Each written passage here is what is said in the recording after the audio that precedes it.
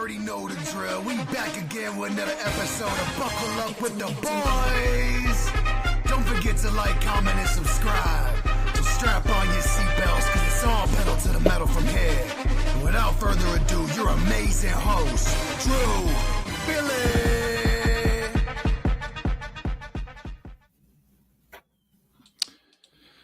Jesus Christ. Anyways, welcome back to another episode of Buckle Up with the Boys, here with your host, DB, and host Trevor Dinsmore on this rainy Tuesday night. How are you doing tonight, Trevor? A lot more in the mind of humor now that you're already screwing up our little graphics for the beginning of the show. Hopefully that's not a sign of things to come, but otherwise pretty good, pretty refreshed. Got like 10 hours of sleep last night, and I am unbelievably energetic right now. I can't wait to get into it, especially after we missed Tuesday. Yes. Do you want to remind the people why we missed on Tuesday? Is your car's okay? Car's good to go.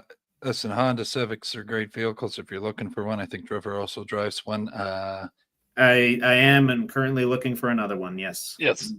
With age comes repairs, and we're back here tonight. I think we should be good for a little while. If it happens again, I don't know. I don't want to say what I want. It's a 16, right? 16? No, got 10. It's a old boy. Oh, Jesus. Oh, Okay. yeah, Okay. it's a beater. Okay. But Okay. yeah. But no, a lot of news.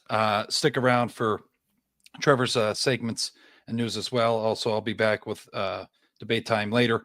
But yeah, a lot of interesting things going on.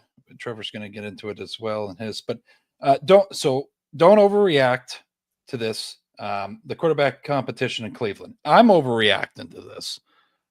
It's a shit show, Trevor. You got four quarterbacks battling here. Who do you think is going to be starting for the Browns? I'll answer. Yeah. Well, I guess I'll answer that. Then my little overreact, underreact. Yeah. Joe Flacco. Joe Okay. Flacco is going to be starting week 1 for the Cleveland Browns.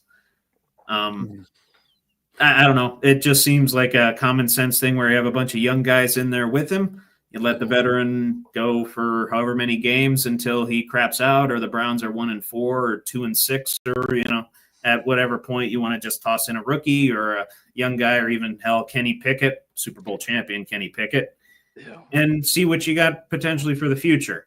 Because right now, it's not looking good if you're a fan of the Cleveland Browns. I mean, yes, you signed Myles Garrett for however long into a record contract for a defensive end, but you kind of tore it down to the studs otherwise. I mean, you're going to have a good defense, but you're going to be losing games 10-3. It's not going to be fun.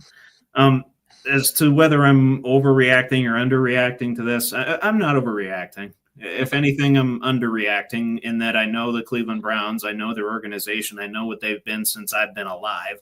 And that is, for 95% of when I've been alive, inept. Mm-hmm. Inept on the field, inept on the sidelines, inept in the owner's box, in the front office, all across the board. Yeah. All across the board. More the case now with the front office and some of the decisions they're making. I actually kind of like Kevin Stefanski and how he runs things. Pretty hard-nosed guy. A kind of a Nick Sirianni type, but less obnoxious. Yes. I tend to like those types of hard-nosed coaches that they don't take any shit. No. But yeah, no. You look at the history at the quarterback position for the Browns. It's always been something. I don't know.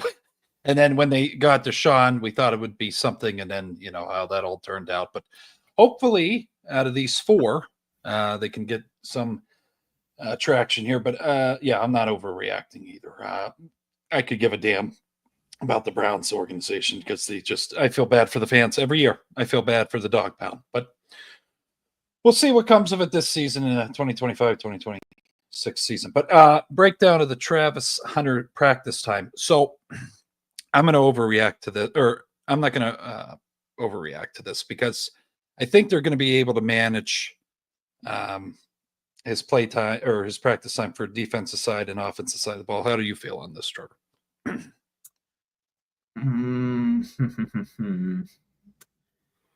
I mean, I'm just kind of trying to look at what you tossed in the script here. Oh, yeah. Started him at wide receiver. He also practiced in the spring at cornerback. Interesting. But he wants to play both. Remember, he's still sticking to that. I know. And he's probably going to play 100 snaps a game and wear himself Right. out game 6. But again, they're at a state of their organization where they're more or less rebuilding. That's why they were going to pick 5th overall, but they ended up picking 2nd overall and taking this versatile wonder kid and by the name of Travis Hunter. So I will give them credit for that. Hell of a steal. Yes. As far as draft trades go. And then I don't know. We haven't seen this since Dion. Correct. Since before I was alive. Largely alive. So it's very much a wait and see situation, and the Jaguars are kind of in a weird spot where they have to act. They have to make a decision as to what he's going to do, but they also have one of the most talented and one of the more high leverage competitors coming out of college football in recent memory. You probably don't want to blow the relationship out of the water right away. So you probably want to, I don't want to say give in to him, but you drafted him knowing that he was going to be playing both sides. Mm-hmm. Whether you like it or not, Liam Cohen, whether the front office, Shad Khan, and those boys like it or not. Yeah. I'm at a middling reaction to this. I don't know. It's just a wait and see. It's for me as a football fan, it's an unprecedented thing that I've seen in live, live and in living color. I've obviously seen, like I said, highlights of Dion and, the likes of Desmond Howard and those types of guys, but that's only film. I haven't seen it live in living color in the modern game, which is pretty overspecialized. Oh yeah, no, So, no. For week 1, he's playing both sides. I'm going to be. It's going to be something different. I don't think younger fans have ever seen. So we'll see what happens. But Stephon Diggs' off-season activities. I'm going to overreact. He's dating, I believe, Cardi B. Yes. Courtside with her at a Knicks game. He's on a boat that's turned into a meme, Stephon. I don't know if you planned on that, but that's what it's turned into. Allegedly had a substance you might refer to from Breaking Bad. Although it was pink, it wasn't blue, so. Jesus. Anyway, okay. Well, then that just adds to the also coming off an ACL injury or ACL tear from last season. I'm going to overreact and say I don't. This is really out of character, Patriots move. But Trevor, what do you think on this? I'm kind of with you. I didn't think Vrabel would be this tolerant of these activities. He definitely wouldn't be this tolerant about it with a rookie or a young guy. The fact that Stephon Diggs coming in as his number 1 as a veteran in this league and a very accomplished veteran at that, I guess that grants him some leeway. And the fact that the Patriots wide receiver room doesn't really have anyone else right now. Right. But I don't know. Right after that video surfaced of him on the boat with Cardi B and that allegedly, well, not allegedly, it was a pink substance. We don't know what it was, but it was pink and it was, it referred to as contraband. Did show up for camp immediately after. Yes. And from my account and just judging from lack of headlines regarding Stephon Diggs in the last several weeks, has been a model citizen. Yep. So, I mean, how you can go from dating Cardi B and doing all this nefarious stuff to being a model citizen within a week, I don't know. Might have split personality disorder. I'm not a licensed psychologist. I wouldn't know the answer to that. It's very switched on a dime. Very interesting to me. I know that some of the serious football fans out there probably want to hear us discuss this. Mr. Kraft sent him down, have a discussion with him. Say, you want to be on the Patriots here? You better clean it up. Maybe. I don't know. That's what I'm thinking. I don't know. Or maybe, Mr. Kraft offered some entertainment. That's what I was. My mind went to the other place too. It went to the right. I was going to say, you were actually the model citizen in this scenario, and I was the one that came up with the nefarious stuff. Yeah. Although, we were all thinking it. I get it. Yeah. No. But no, moving forward. Yeah, I see you in there, Butters. I hope you're having a good night, buddy. CJ Stroud's partial participation.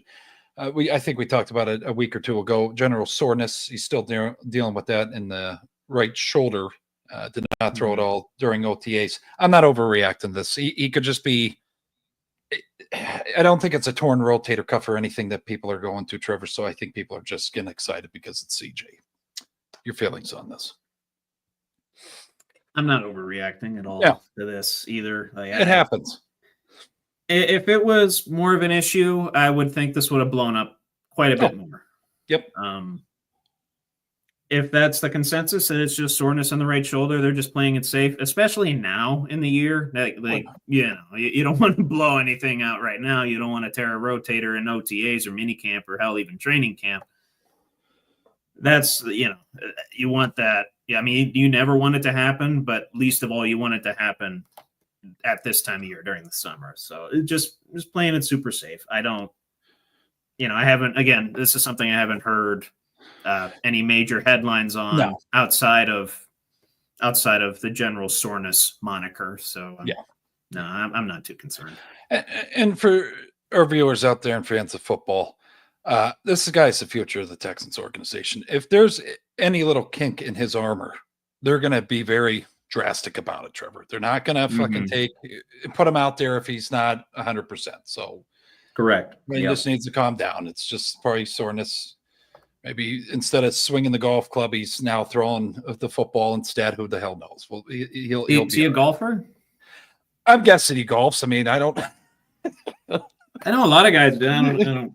Playing darts, maybe he heard it playing darts. Yeah. But I heard that helps your throwing motion a little bit. It's similar to football. Yeah, similar to that. No, moving forward though, and then we talked about it at length last week, but just want to get more flavor in it. Trevor, Aaron Rodgers' late arrival. I am not overreacting to it. We talked about it last week. He took off all last summer, went on this retreat to Egypt, wanted to see the pyramids, whatever the hell. Now, he actually showed up. He's been in Will Howard's ear. I'm not worried about it at all. Got married a few weeks ago, mind you. 2 months ago, yeah. Or 2 months ago, thank you. Yeah. Oh. By the way. Is that a ring? No, I got married. The fuck?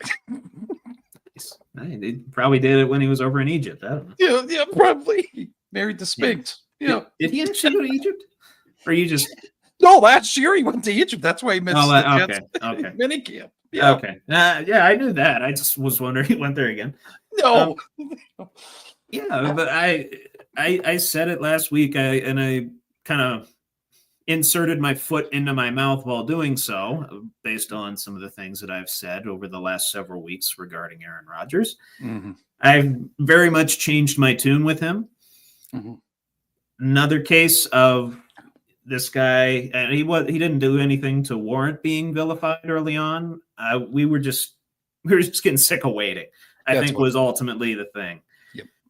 That's what kind of drove me to say the things that I said about Aaron Rodgers. And yes, I took some of my frustrations with the Steelers organization not playing ball with the most important position in ball, right, and signing a quarterback early on and naming him, their starter right away. Steelers the last several seasons have not been one to do that right out of the gate, and that's kind of been bugging me. Yeah. So that building on top of Rodgers, usual, I guess, antics or usual patience and usual inaction and general, I don't want to say apathy toward things, but it almost kind of came off that way. Yeah.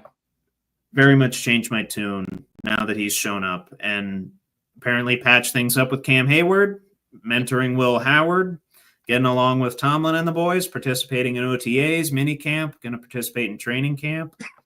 Mm-hmm. Cool. Yeah, no, I'm good with him. Yeah. Yeah. Was he late? Sure. Was I frustrated as hell about it? Absolutely. Was I warranted in all of that? No. Some of it, yes, but I did go a little too far. Yeah. I'll admit that. Yeah. I think we both did. Yeah. No, I just thought he was being a me. And yeah, he said he had some stuff going keeping on. the attention on him. Yeah. And that he comes out, he had some stuff going on with a family friend or what have you. But at the end of the day, Sure. Business keeps rolling every day, Aaron. Come on now. You can't. But Yeah. regardless, no, we're happy to see him in the Steel City, and hopefully it works out with him and Arthur with the playbook. But hey, I'm still owed some psychedelics. He hasn't stopped by my house yet. Yeah, no, yeah. I gotta DM him. Yeah.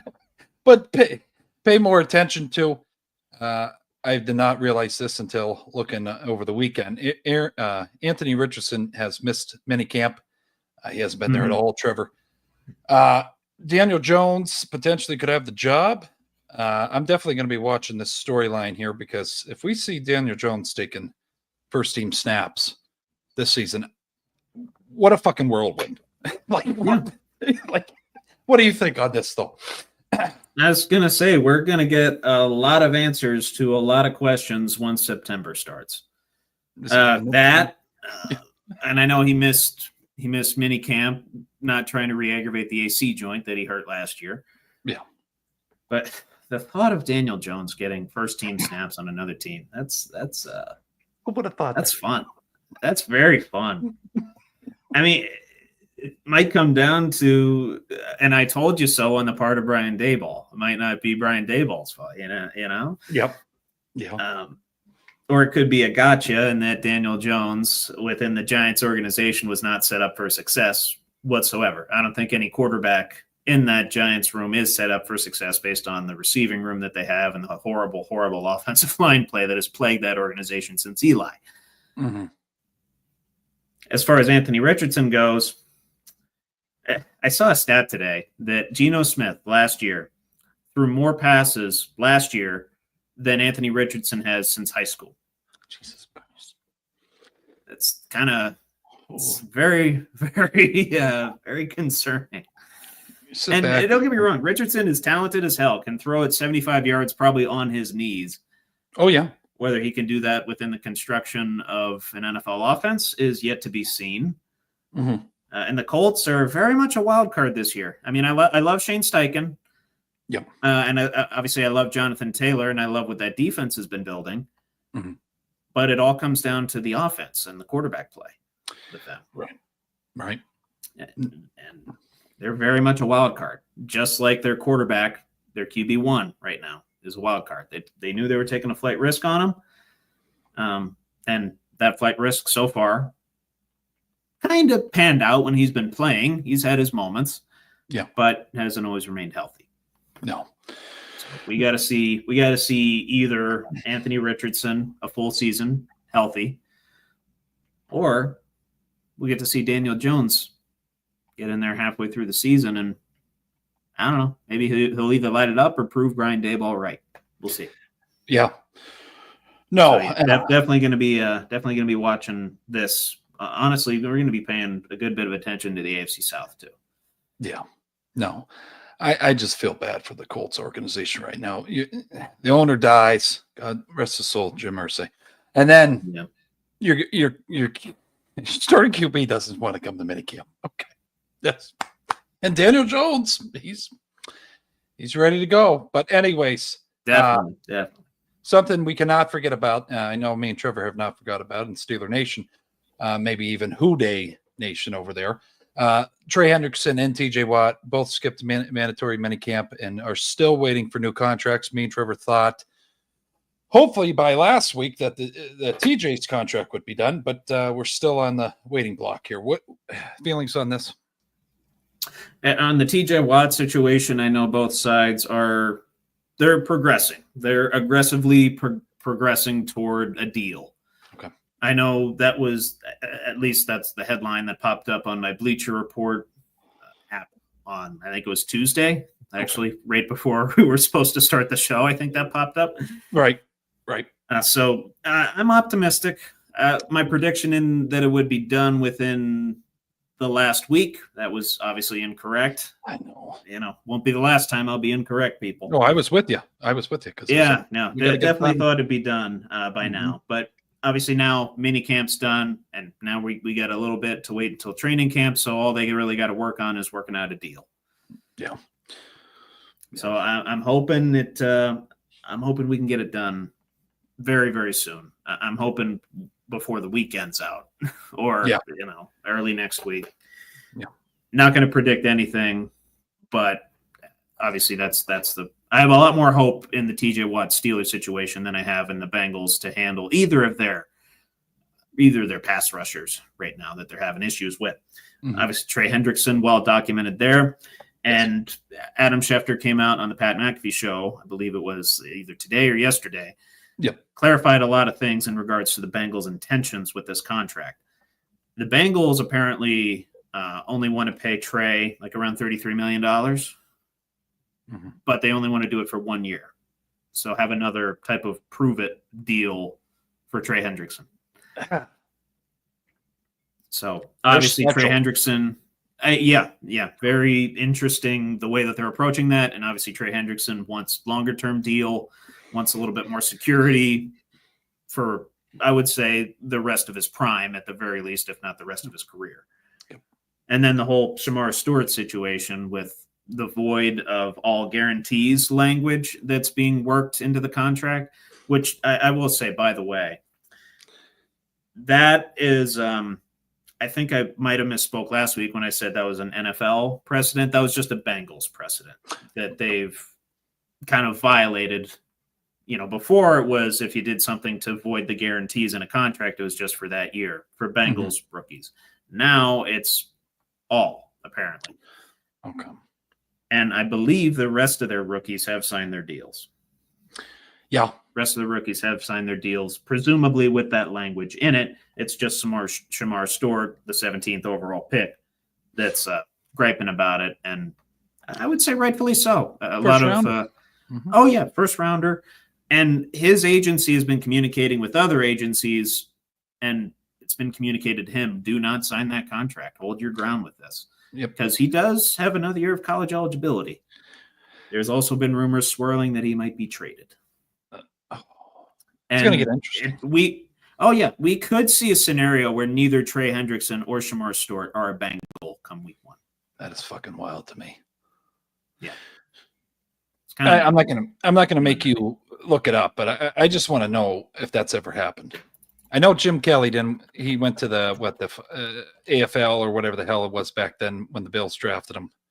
But has there ever been a time that a draft pick didn't go play for anybody else, but they were drafted? Like, what? I don't know what happens situation then. I'm not sure. I'm not That's sure. Gonna get interesting. And to clarify, Trey Hendrickson would be a Bengal this year, wouldn't be a Bengal next year. He's still signed through this year. Right.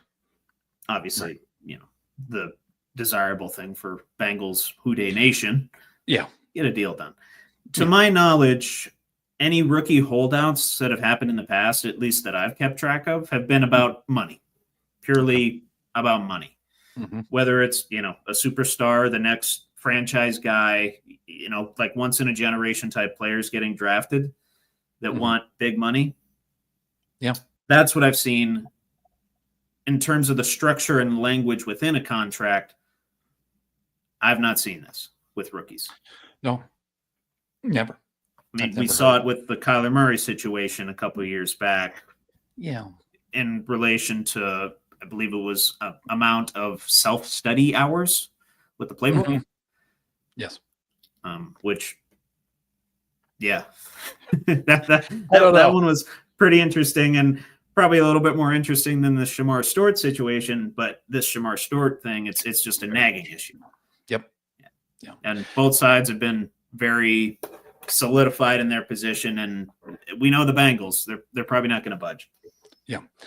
No, and to the old college buddy, not Douglas, that texts me every day to remind me, this is what I wake up to, this text every day, Trevor, is TJ still didn't sign.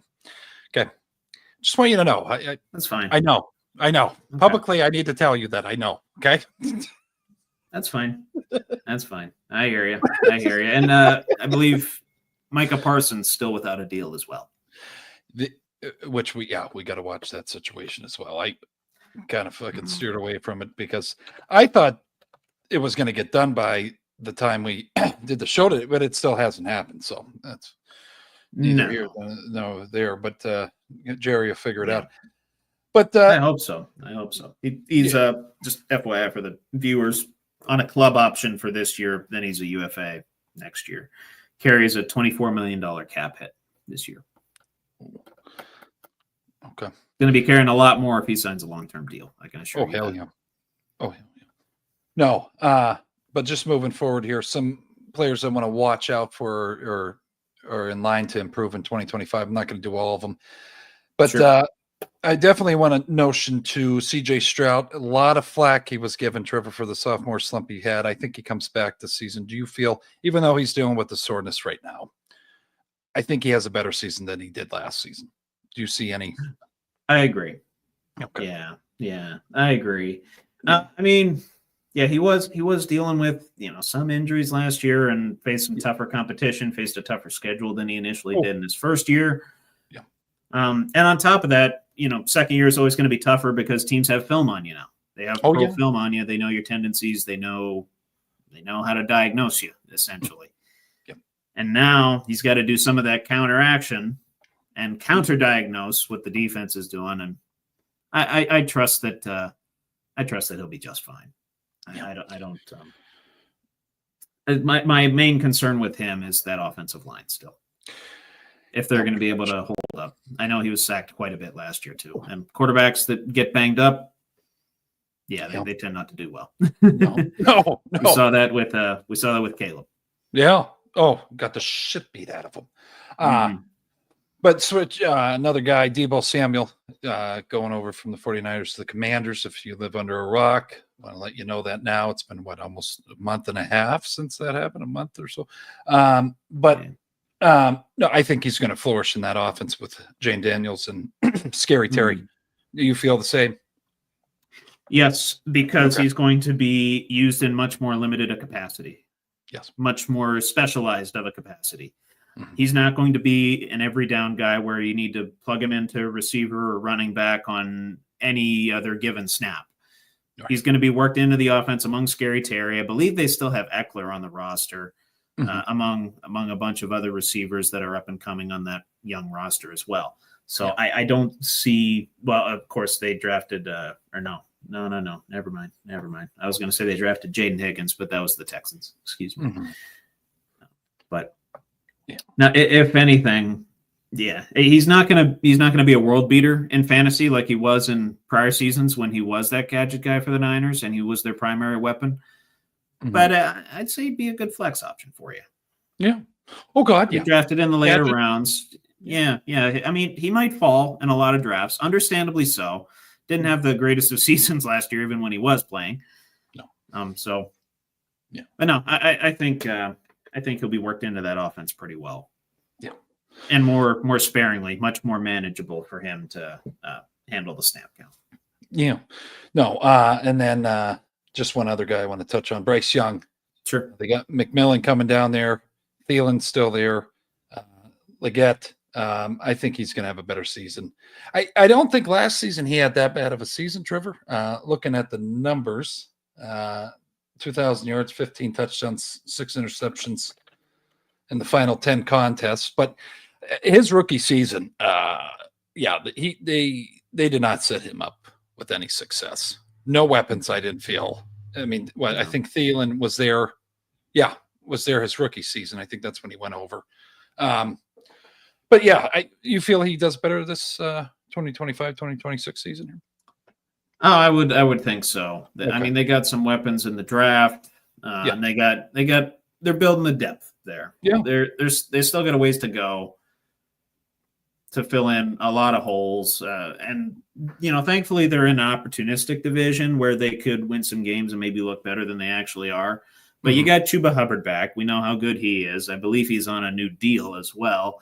Yep. You drafted Tet. You still have Thielen. You have Leggett. Tommy Tremble. Mm-hmm. So, I mean, plus, they filled in some spots on the defense, talking holistically about the Carolina Panthers, especially in drafting that Nick Skirton out of Texas A&M. I'm very excited about what he's going to do. Yeah. Nah, he'll be fine. He'll be fine. I would venture to guess he gets to 20 touchdown passes this year, as long as he works at it, works within the offense. Mm-hmm. And remind me who their coach is. Were they one of the ones with a new coach this year? Yeah, what the hell's his name? Oh God, Yeah, I know I'm trying. Dave Canales.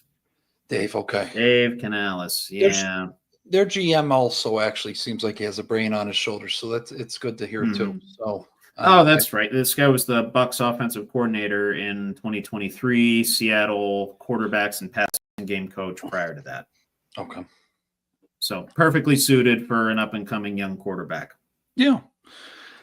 No, we'll see how Bryce does. But no, another interesting. This just hit the news today for me. I didn't realize this was even a situation. But Mike, let's see, your Governor Mike Keogh.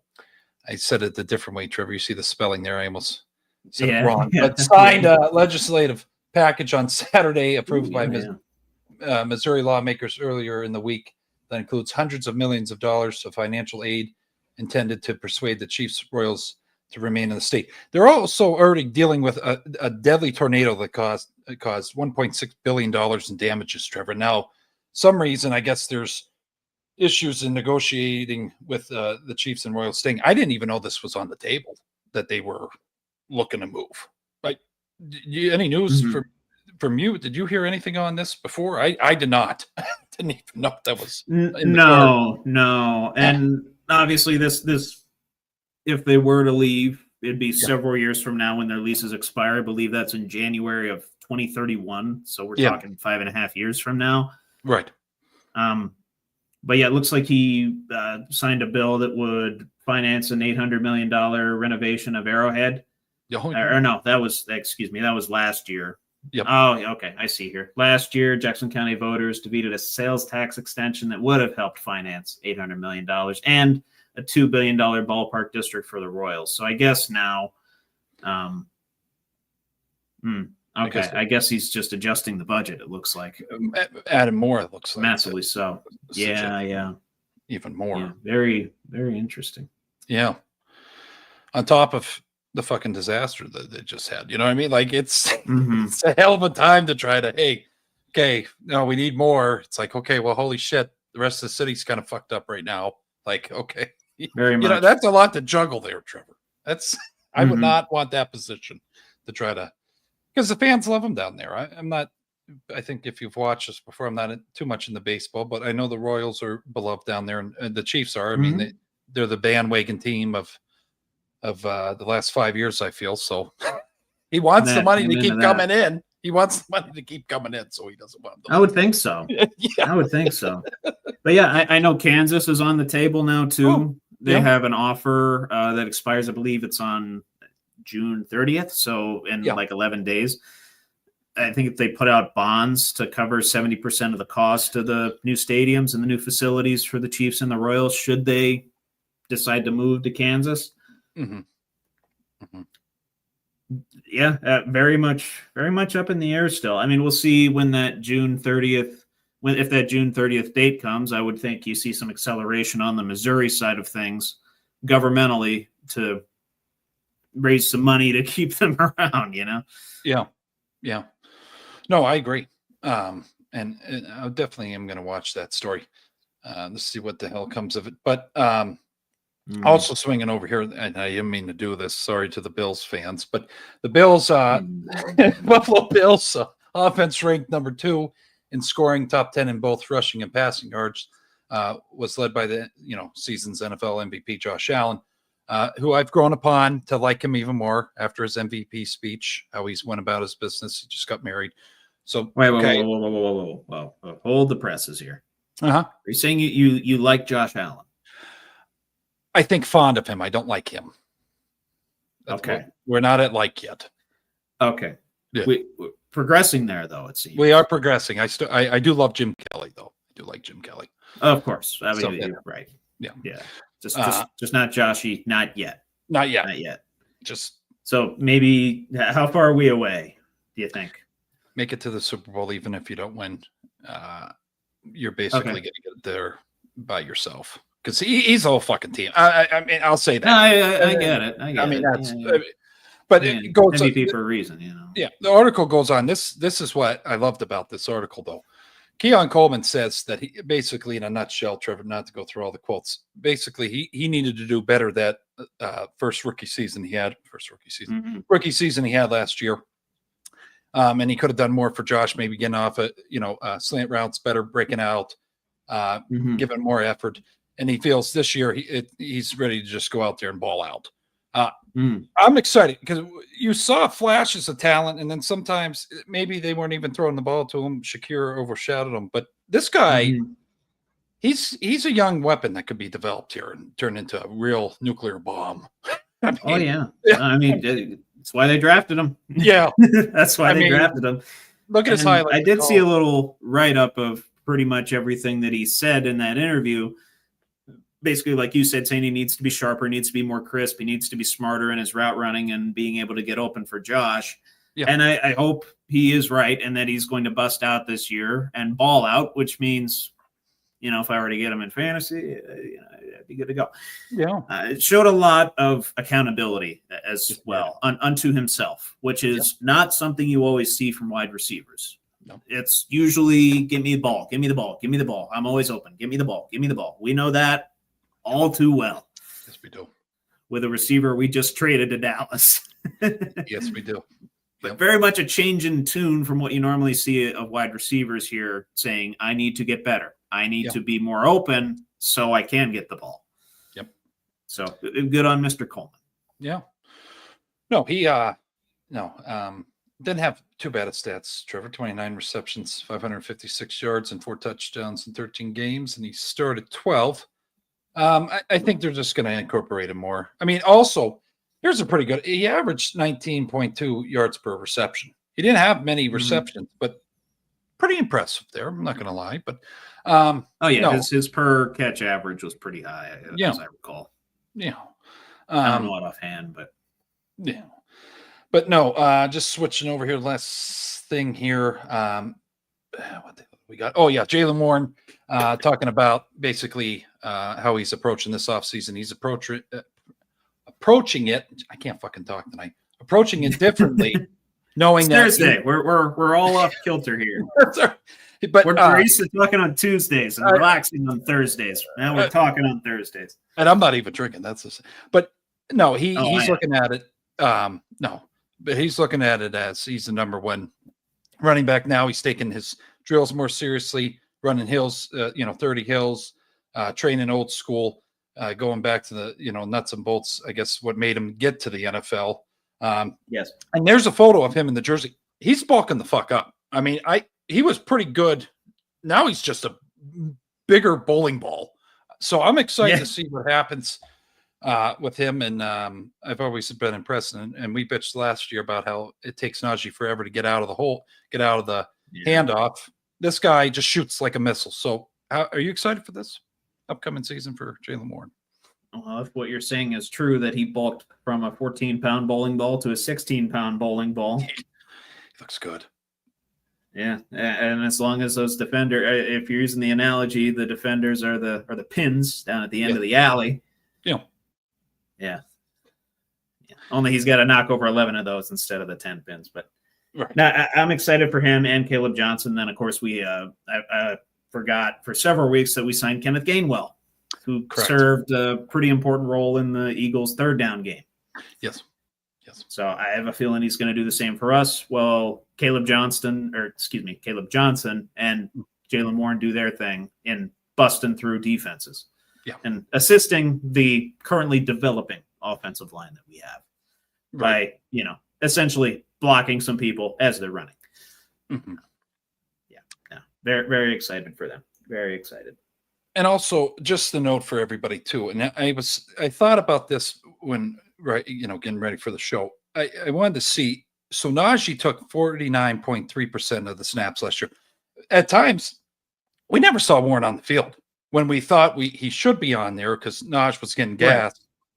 Right. So I think he's ready for a vengeance. He's like, all right, fuck it. You didn't want to give me a chance.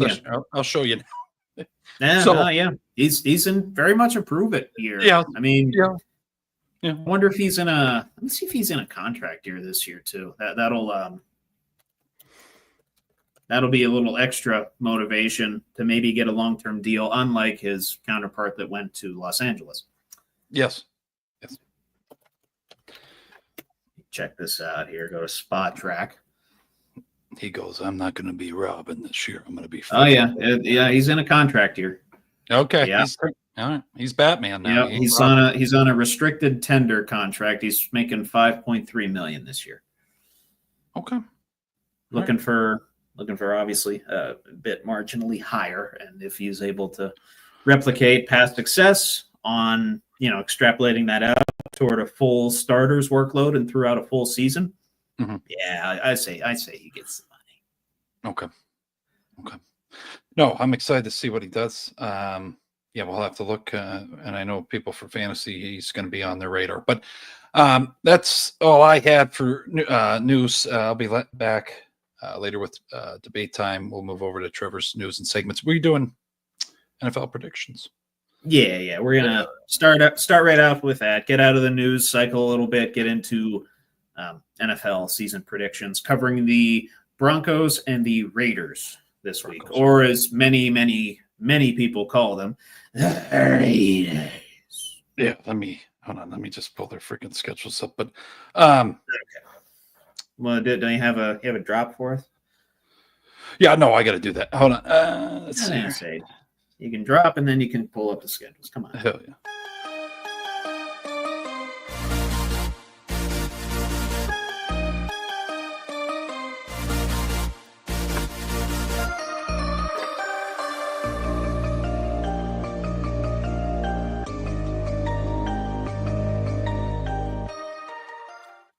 This week's edition of NFL predictions for the NFL 2025-2026 season schedule with Trevor Dinsmore. Do you want to work?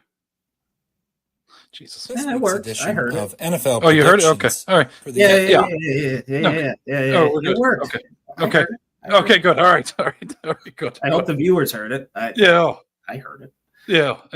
Viewers, if you didn't hear what Billy was voicing over there,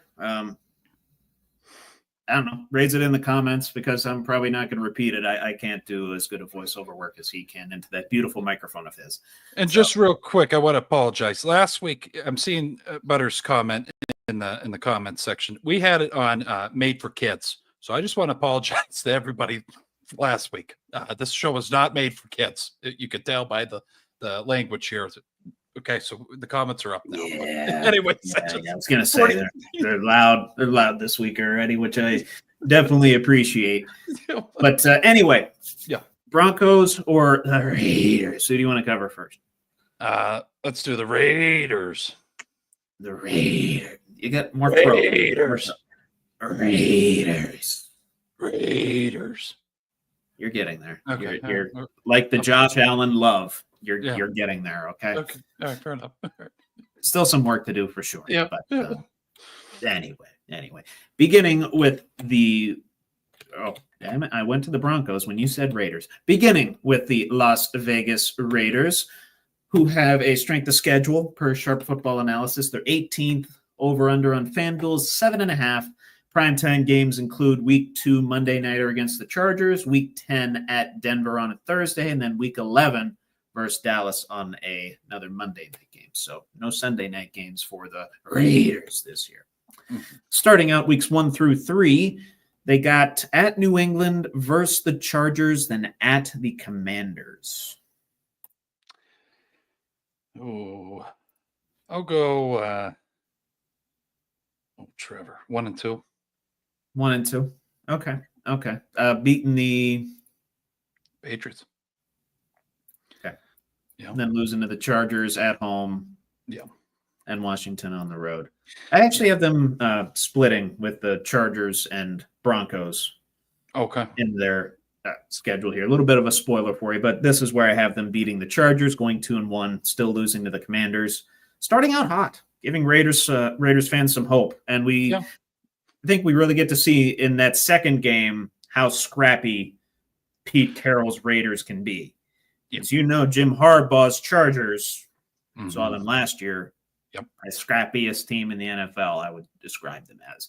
Oh, yeah. The Raiders might be that this year. I don't know if they'll have a whole lot of success overall, but I think they surprise people week 2, get it done against the Chargers, the Jim Harbaugh-led Chargers. Going weeks 4 through 6, we got versus the Bears, at the Colts, then versus the Titans. I have them 3-0 here, Trevor. Wow. Okay. I like it. Yep. I like it. Yep. You got them at 5-2. That's wonderful. Goes downhill real quick, though. Excuse me, 4-2. 4-2. Yeah. Did my math wrong there. I'm an accountant. I can't do math. No. I got them going 1-2 in that 3-game stretch, beating Indianapolis, losing at home to Tennessee and Chicago in surprising fashion. Okay. Tennessee's got to win at some point, I would think. Right? Yeah. I don't have them winning a ton of games so far against the teams that we have covered. So I'll just have them beating the Raiders right there. A little bit of a disappointing game. And then Chicago coming out of the woodwork, potentially contending for the NFC North. And then just beating Indianapolis because I don't think they're going to have their quarterback situation figured out yet. Good show. Another scrappy sort of victory for Pete Carroll's Las Vegas Raiders. So starting out 3-3. 3-3. Then leading into the bye week, week 8, right around that, they go to Arrowhead, face the Chiefs, then back home for the Jaguars. Very close game, but they split these 1-1 here. Okay. Yeah. They always give the Chiefs a run for their money. They do. I don't know the spread between those two, but it's usually pretty close regardless. Division opponents. It's just a weird thing. I know they didn't do too well last year because they didn't really have a quarterback last year, and Kansas City was in Kansas City. They went 15-2. Yeah. But yeah, normally you go to Arrowhead, Raiders lose. Yeah. That's kind of what happens. Close game. I like close game. I'd be very intrigued to see the spread of that game come week 6. But yeah, I'd say a loss and then somehow beat Jacksonville. Yeah. I want Max Crosby to knock Patrick Mahomes on his ass. There's a rivalry there. I love that. I know there is. There is. Yeah, he doesn't like Patrick Mahomes. I know that. No. Yeah. Respects him, but he doesn't like him very much. Had them splitting as well, going 1-1, beating the Jags. Next 3 weeks, they go at Denver versus Dallas. That's their back-to-back, primetime games, if I can speak here. Then they go versus Cleveland. We'll go 1-2. 1-2? Okay. Yeah. Who do they beat? They beat Cleveland? They're going to beat the Browns. Okay. Broncos, we've talked about it at length. Bo Nix is just too special, and Sean Payton coaching him. Mm-hmm. And then I don't see the Cowboys losing, even though it's an Allegiant. But, yeah. Yeah, I got you. Well, I mean, I would say the Cowboys tend to do well on primetime, but obviously that wasn't the case last year. Holy shit. Yeah. Again, this schedule might be one of the toughest to pick this year because they went 4-13 last year, but now they got Geno Smith. They got Brock Bowers back. They got Pete Carroll coaching the team because they're going to be scrappy as hell. Pete Carroll teams always overperform. It's always the case. I don't know what it is about them, but they just tend to overperform. Going weeks 13 through 15 at the Chargers versus Denver at Philadelphia. So getting pretty tough in that 3-game stretch there. Beat the Chargers. I like it. They split, or no, I just don't see them beating the Broncos. 1-2. They're not going to split Denver? No, 1-2 here, Trevor. And then lose at Philly. Yeah. Oh. Yeah. And it's in Philly too. That's gonna, Right. No, I got you. Snow game. I hope. Love snow games. Same. saying, "Oh yeah, that'll be what is week 15? That's mid-December." Yep. So hopefully you'll get your wish in that regard. Yes. I have them beating Denver, splitting with Denver. I had them Okay. losing the road game earlier on in week 9, or excuse me, week 10. But this time around, beat Denver, lose to the Chargers, lose to the Eagles on their road games in that stretch. Okay. And then at Houston versus the Giants, and then versus Kansas City. Yeah. Fuck it. 2-1. 2-1. I like it. Yep. They don't beat the Chiefs, do they? Yes. They do beat the Chiefs. Yeah, I'm gonna say it. Fuck it. Let's just okay. Let's just. Okay. Whoa. Is it a scenario where the Chiefs have already clinched their playoff spot, whether they're one or whether they're stuck seating wise, and then they set their starters? What's the deal there? Because that's what happened last year. That would, that would help. I would say that's what's going to happen. I just either way beat them. Mahomes on or off the field. Just come on, boys, fucking smack them. Right, that happened last year, though, right? They did beat the Chiefs. No, that was Denver. Denver did. That's what it was. Yep. Okay. Yeah. It was Denver a great day. Beat them. Oh yeah. No, I remember. 38-0. Carson Wentz was. Oh, they kicked the shit out of them. Yeah. Yeah. Yep. Oh, Carson. Yeah. The Broncos. Yeah. Believe the Broncos were kind of stuck in their spot as well. Okay. If I recall correctly. Then they had. I know the Chiefs had sealed the first seed. So. Yeah. No, and then the Broncos had to come out here to Orchard Park. And I was like, oh, man, Bo Nix, man. And then he got the shit beat out of him. Yeah. Mm-hmm. He did. Got a proper thrashing. Yeah. His rookie campaign. But remarkable improvement from a cap strapped to the moon team. Right to the fucking moon, buddy. Mm-hmm. Yep. Oh yeah. Mm-hmm. So let me counter up here. You got 1, 2, 3, 4, 5, 6, 7, 8. You have them at a winning record of 9-8 on this season, my friend. Very ambitious. Raider Nation. There's not a peace treaty between us, but just know this is a good stepping stone as it is with Josh Allen. Okay. You're welcome. You had him at 5-12 last year. Right. I fucking buried him, Trevor. You buried them, and rightfully so. They ended up 4-13, but right. You were more correct than I was. I was actually the pessimistic one in this scenario. But a lot of role reversal going on. This is a weird week. We're on a Thursday. You're being the generous one. I'm being the harsh one in saying that they're going to go 7-10.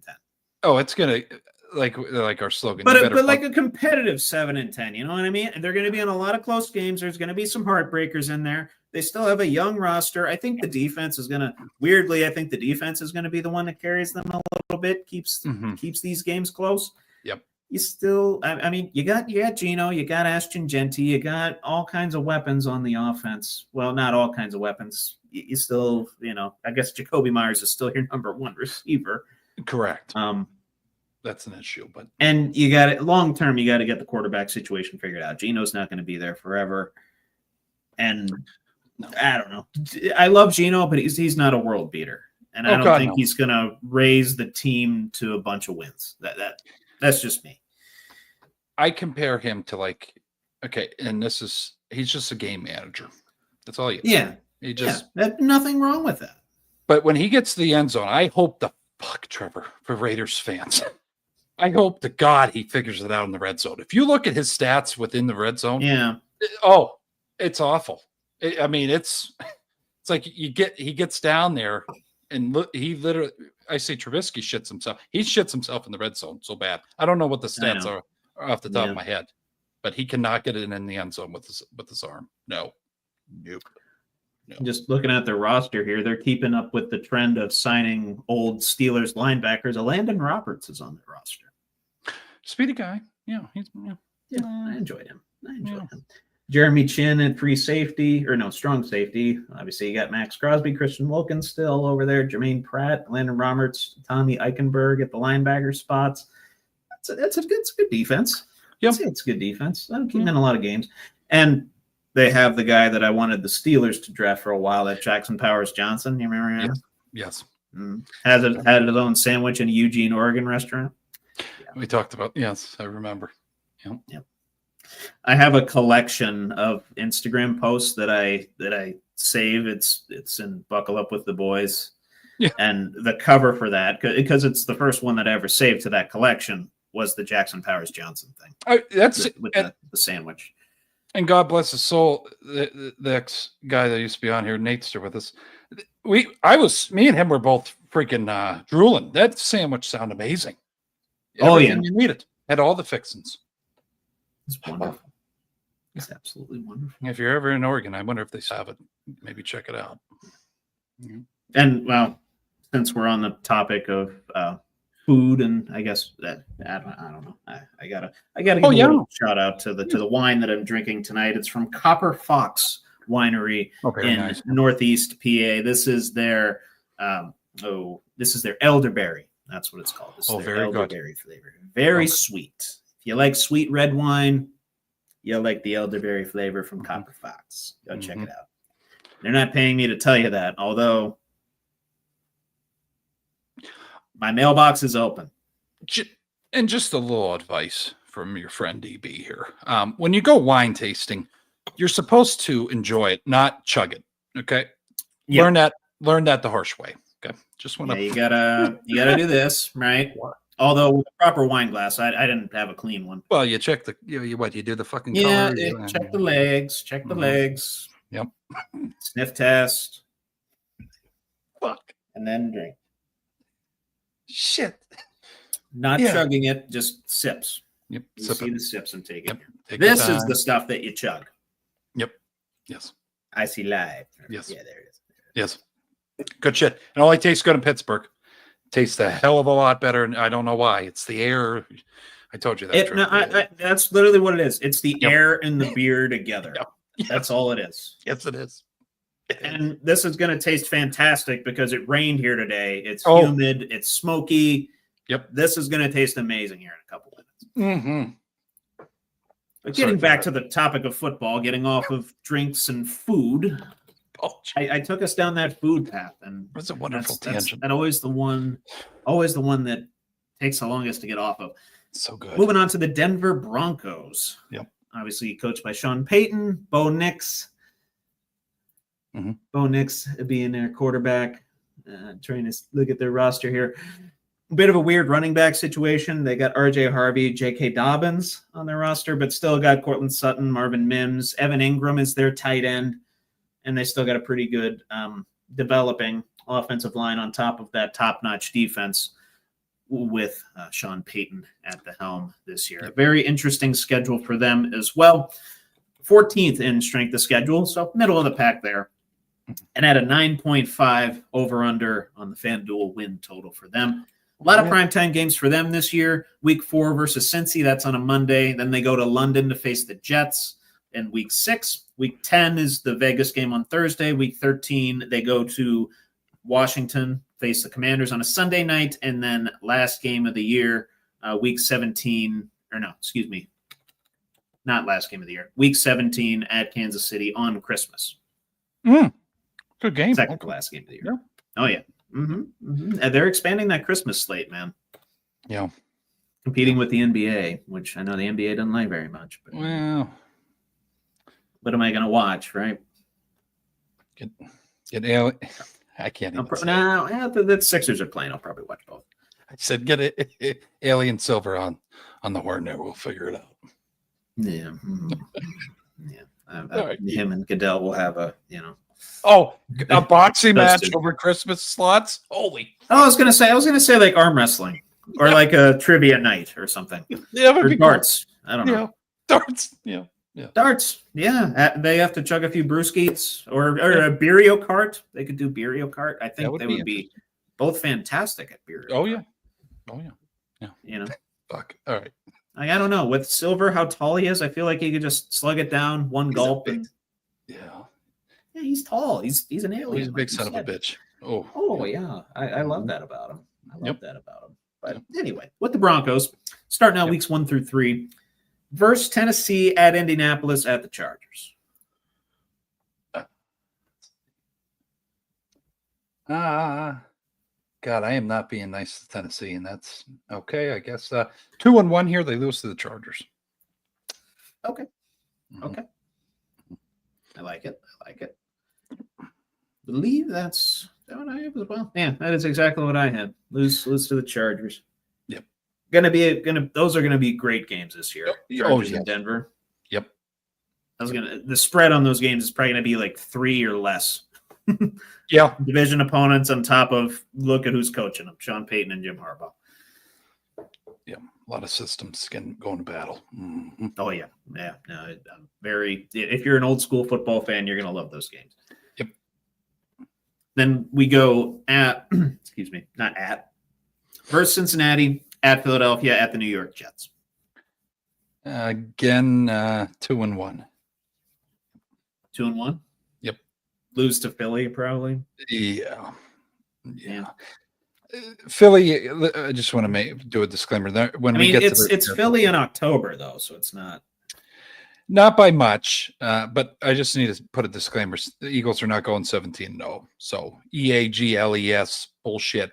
Okay, it's not happening. So just want to put that out there. Got it. Well, you're gonna have to have the Eagles start losing some games here. I know. Not gonna be the case with the Broncos or the Raiders. Right. All good by me, my friend. Yeah. I have the exact same thing. Mm-hmm. Exact same thing. They got a hell of a team. Mm-hmm. They do. Yeah, they absolutely do. Beating Cincinnati, that's going to be a hell of a game too. It is. That might be 38-35. Not a lot of defense. Yeah, no. I was going to say you're going to see two very different games in weeks 3 and 4 with Denver. I would imagine it's going to be a hard-nosed, tough game against the Chargers. Maybe both teams get to 20, maybe they don't. Mm-hmm. And then Cincinnati, Joe Burrow versus Bo Nix. Yeah. Let's light up the scoreboard a little bit, shall we? Mm-hmm. I think that'll be fun. Yep. Very, very fun. Weeks 7 through 9.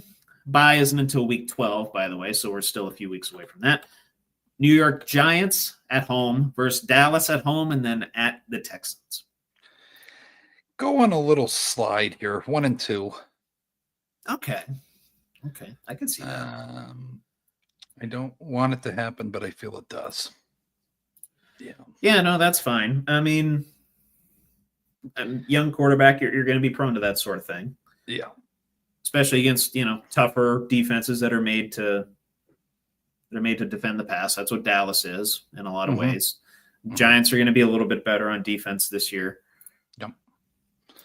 I think that game's close. I think they beat the Giants, and I actually have them beating Dallas as well. Oh, really? Mm-hmm. Okay. I have them beating Dallas, which isn't.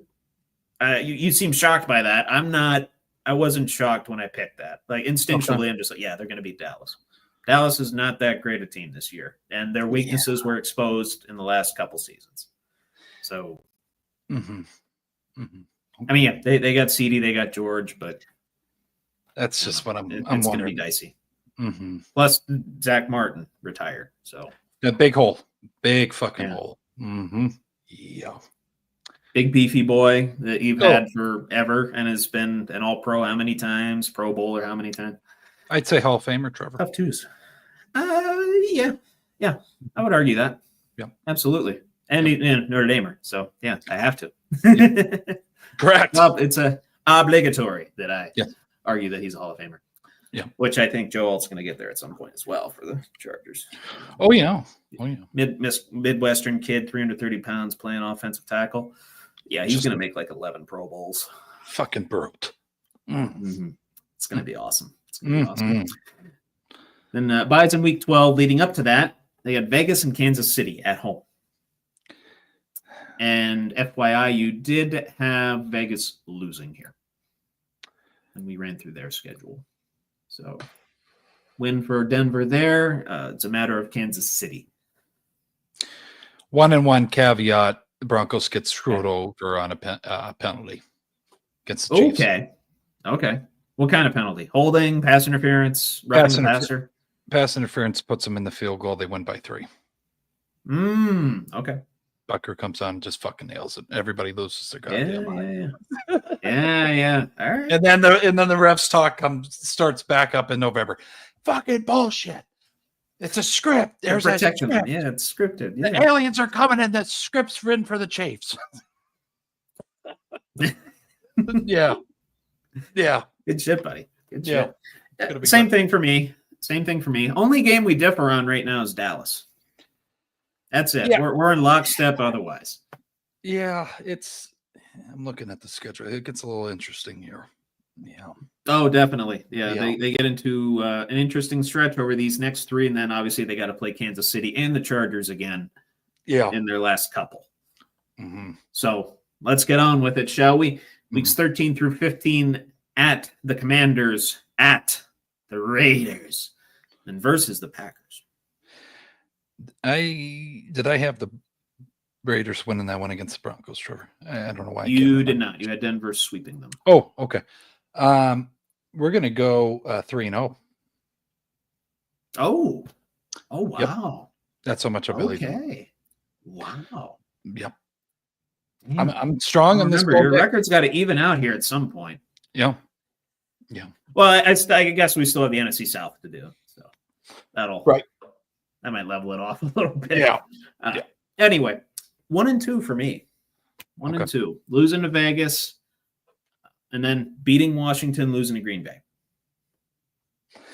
Green Bay. Another matchup of young studs in the Washington game. Another potentially high scoring game. Mm-hmm. Only thing that does concern me, that is in Washington's home turf.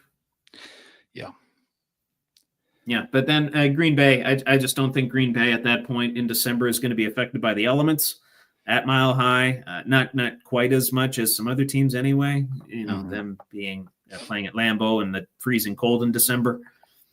Right. So I don't know. A couple good matchups within those quarterbacks wise. Couple young gun matchups, if you will. Yeah.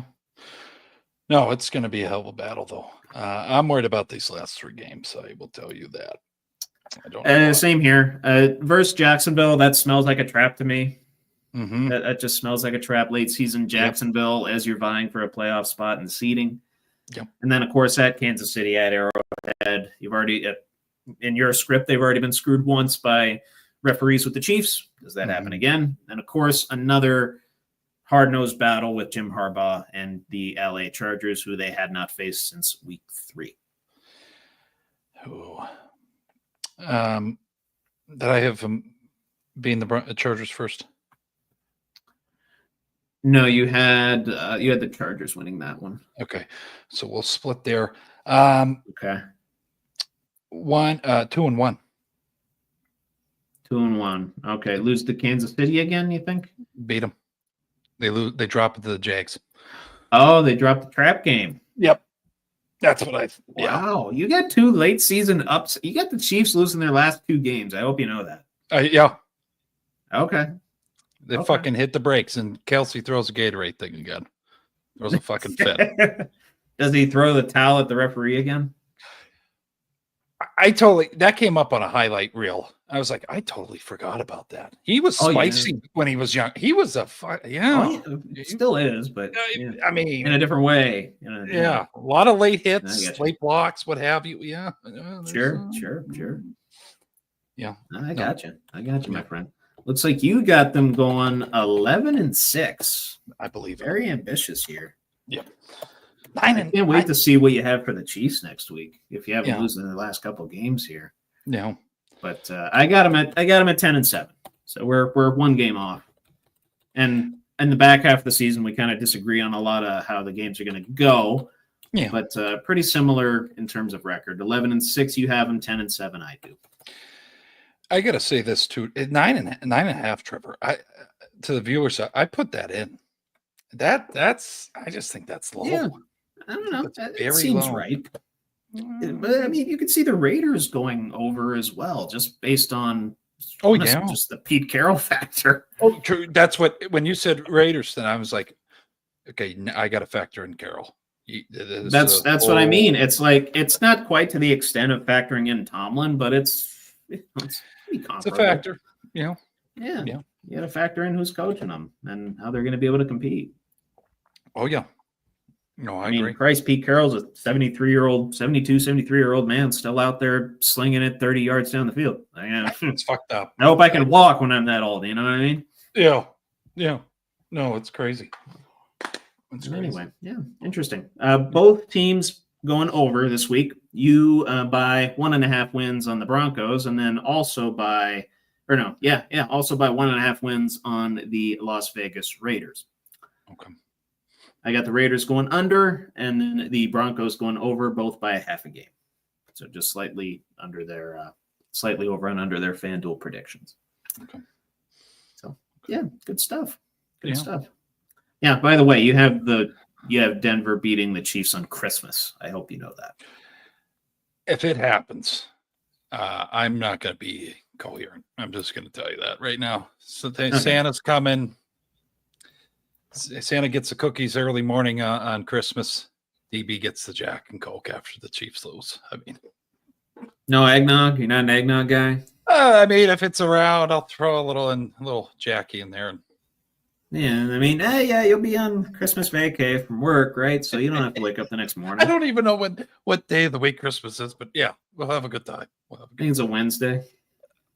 Is it a Wednesday? Oh, that's tough. Here's my calendar here. Oh, let me see. Hang on. I gotta pull out ye old work calendar. Oh, it's a Thursday. So then you got the 26th is a Friday. Taking that off. I hope that's given. I hope that's given. Come on, give it to the people. I would imagine it is. Mm-hmm. I would hope it is. Hey, also, if you need help planning ahead, we just helped you. Christmas is on a Thursday. Maybe start looking at your calendar to see with your vacation there. I don't know, but we have multiple ways we help you. If you have a white collar job like me, it's probably going to get off anyway. Right. Good by me. I don't really. Yeah. Quite frankly, my dear, I don't give a damn. Right. Good shit. Anyway. Yeah. Good shit. Indeed. But yeah, so we got next week, we're going to be delving into the other half of the AFC West with the Chargers and the Chiefs, which I thought that was going to be a little bit more interesting than this week, but Billy had to go and spice it up for me. And now he set the expectations very high for next week. Write it down so I remember so we don't have to fucking wait. I apologize. Mm-hmm. No, you're good. And then after that is the NFC South, where hopefully the wins and losses on your end start evening out. Oh, it's going to get insane. It's going to be a good time. Oh, yeah, because currently, as it stands, total wins 60, total losses 42. You're 18 games over. Okay. And I'm none the wiser, I guess. 55-47. I'll tell you, I just still erring on the side of winning, but it gets harder every year. I think with doing picking teams because the talent, the coaches, the moves. I just feel like there's a lot more moves than in the past. It's just. It is. Like, oh shit! Okay, there are a lot of factors here. A lot of factors. Is it raining when Purdy's playing? Well, we can't predict the weather. I know. Yeah, I get it. Totally get it. Yeah. Good. But all right. Anyway, moving on to what's more likely. Oh yeah, let's do it. Mm-hmm.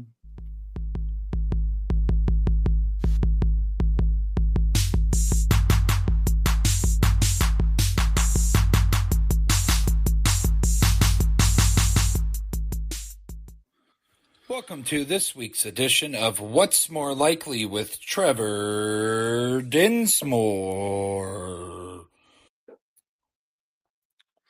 See, you put more throat into that than you do the Raiders thing. I thought of Bruce Buffer the whole time I did every single one of those.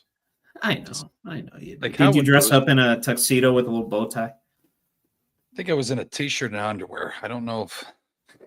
Oh. Maybe that's how Bruce Buffer practices. I don't know. He's in the mirror, just fucking with his brush. Just yeah. I'm not even gonna try to impersonate him. He's great. He's the greatest. I get it. Announcer all the time. Him and Michael both. It's fantastic. It's fantastic. Mm-hmm. A couple of young studs that really broke onto the scene in their rookie years: Malik Neighbors and Brian Thomas Jr. Brian Thomas Jr., likely the number 1 receiver for his team this year. Same quarterback as last year. Different situation, different dynamic with the offense than he had last year. And obviously under a new coach in Liam Cohen. And obviously Malik Neighbors dealing with new quarterbacks. And now, of course, teams have film on him. Teams have film on Brian Thomas Jr. More likely of the two to improve on their rookie seasons. I'm going to have to go Brian Thomas. Brian Thomas Jr. Okay. Just and with this, bear in mind that Brian Thomas did have the better rookie season. Near 1,300 yards, 10 touchdowns. Malik had 1,200 yards and 7 touchdowns. and that's what the shit show. Yeah, That's what I mean. He's actually going to have a somewhat competent quarterback throwing it his way this year. Whereas, Brian Thomas does become the main option now. But Right. I'm just saying stability-wise, I think it's safe with Brian. That's the only reason. Yeah. I like that. And I like Liam Cohen and the ability of his quarterbacks to get it to their primary receivers. Yep. We saw that in Tampa with, Mike Evans, Baker Mayfield. I think you see something similar with T-Law and Brian Thomas Jr. Yep. I like it. Yep. I like it. Yep. And honestly, it comes down to I still have a hard time, very hard time. I have a hard time trusting Jaguars receivers too, but even more so Giants receivers. Oh. When I look back, you had Toomer. Oh, God, I can't even fucking think of all the Hicks. Victor Cruz, yes. Manningham. Oh, Shockey. Jeremy Shockey. One of the baddest mofos at the tight end position. Yeah, he was a wonderful human. Yep. But yeah, I guess take into consideration too, Malik Neighbors probably doesn't have. Yeah, he doesn't have a great supporting cast. No. Wan'Dale Robinson is currently listed as the second receiver, along with Darius Slayton. Let me check out the Jaguars supporting cast here at receiver real quick. Contrary to popular belief, I don't memorize these rosters in my spare time. Definitely not these two teams. No. I guess you get Travis, Parker Washington, De'Ami Brown. Yeah. Got some more decoys on that end, though. Yep. I think. Or maybe Brian Thomas is the decoy, and maybe he actually... I don't know. We'll see. Yeah. I'll take Brian Thomas, though. Yeah. Just because of the system he's in, I trust Liam Cohen a little bit more. Most likely FanDuel futures bet to hit, and stay with me on this one. The Killer Bees, sensitive phrase, I know. The Killer Bees, as in the Bills, Bengals, Broncos, and Buccaneers, each to make the playoffs, or the Bears win the NFC North. Fuck no. The former being plus 600, the latter plus 550. Go first. First one all day. Killer Bees? Yeah, no. Killer Bees. Sorry. Bears aren't winning the North. Sorry, Chicago. Who's winning the North? Is it Detroit again? Oh, yeah. Okay. Yeah. Sorry. No, Chicago. Phew. I like Seth Rollins. I like Becky Lynch. Lynch coming out in the Bears garb on Monday. That was very nice. Yeah. Bears guy. Also a Cubs guy, I believe. And I said this, their owner passing away.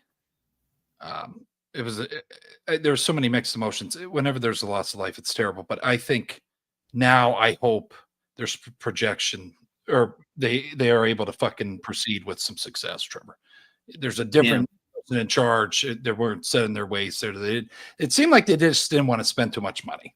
That's just how it was. Yeah. They want to make moves. They let Khalil Mack go to the Chargers. I still hold on to that. It's like, guy's a fucking enemy. He's like your Urlacher, and you're just gonna let him walk. Okay. Jeez. Okay. I'm done there. Never had a 4,000-yard passer still. Jay Cutler, probably the best quarterback in Bears history. Just not McMahon. God damn it, I love him though. And no one understands that. I know you. Just love the goons. You love Dennis Rodman. The best fucking thing. He always wears sunglasses in his interviews, and the guy asks, "Oh, why do you wear that?" And he's like, I had an eye injury." No, he was blazed out of his mind. He was always high. He won a Super Bowl. So drank a beer when he signed his rookie contract. I mean, come on. Yeah. It's a way to make an impression, I guess. Good stuff. Okay, I don't want to go too far off that, but yeah. Okay. I got you. I talked about the specific details of this scenario earlier, so I won't go touch on those again. I'll just pose the question. More likely Bengals edge rusher to get their contract dispute resolved first. Shamar Stewart or Trey Hendrickson? Stewart. Okay. Yep. Why Stewart? I think the ties are shot with the organization Hendrickson. I just think it's shot. I think they go, okay, he's what, 31, right? 32? Yeah, 30, 31, early 30s.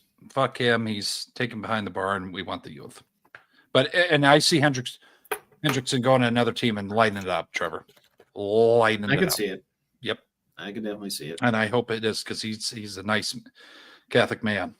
And I appreciate him. He's all about family. So even though he's a Bengal, how can't you root for that kind of guy? Just got to put that out there.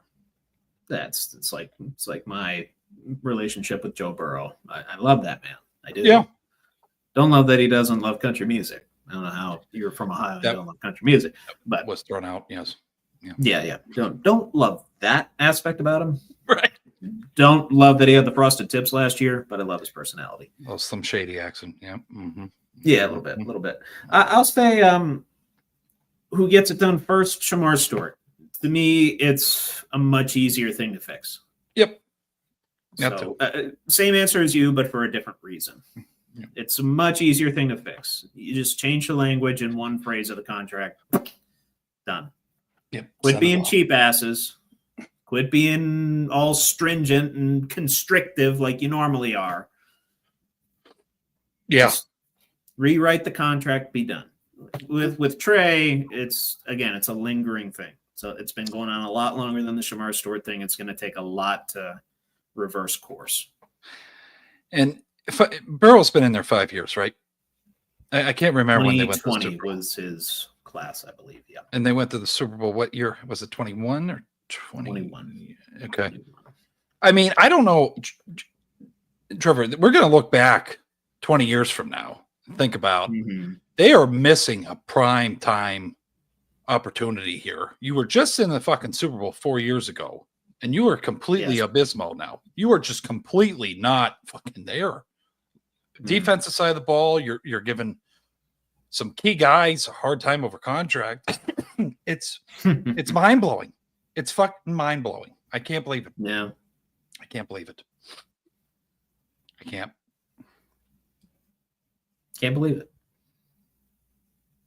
All right, Goffin. Yeah, no, I can't believe it.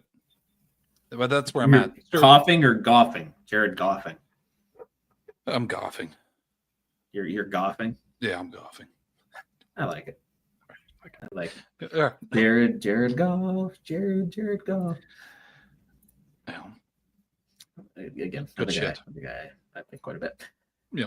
Moving over to the college ranks here for a second. So an interesting prop bet for the 2025 college football season.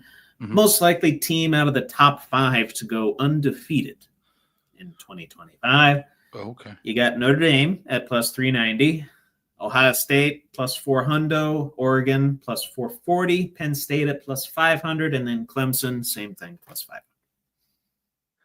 Offhand. I don't know any of these schedules outright, but just an interesting prop bet that I thought I'd toss out there.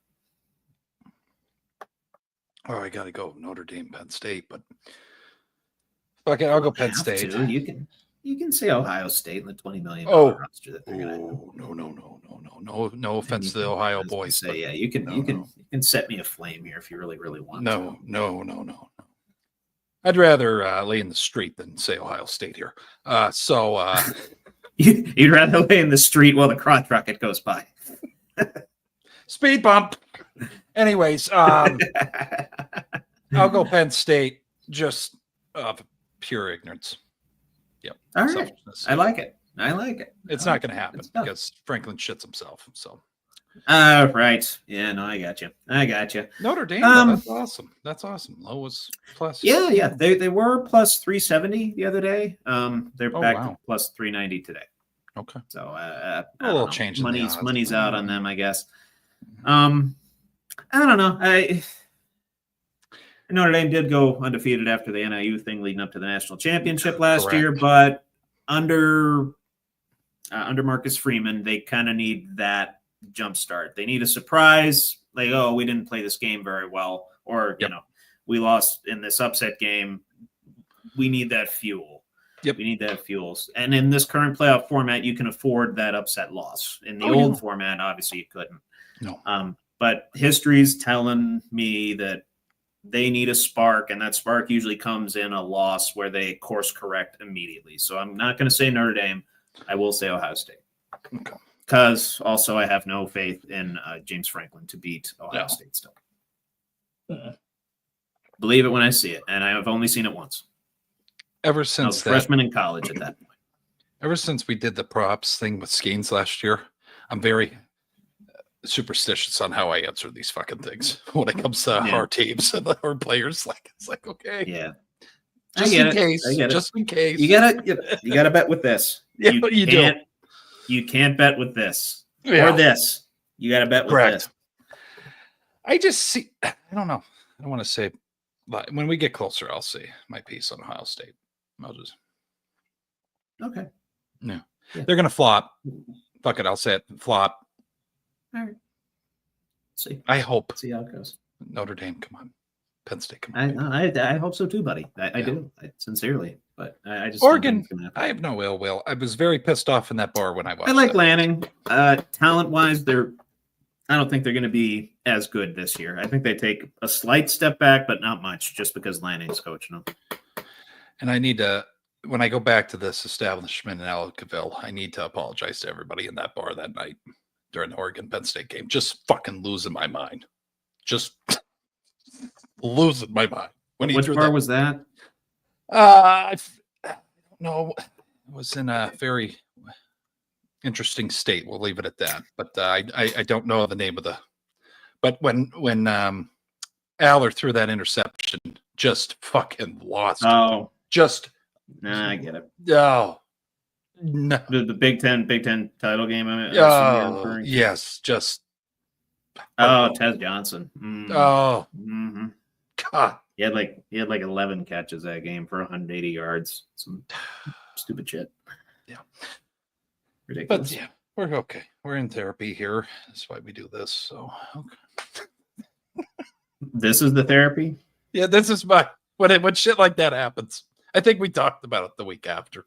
So yeah. No, I remember. I think you might have called me shortly after. I said, what the fuck is going on anyway? Can we keep it moving here? Yes, you're good. Okay. Yep. So Shohei Ohtani returned to pitching the other night, basically telling the organization, "Let me pitch, please." Did give up a run on a couple hits. Wasn't the strongest outing in the only inning that he pitched the other night. I forget exactly who they were playing, but I just know his stats weren't very good.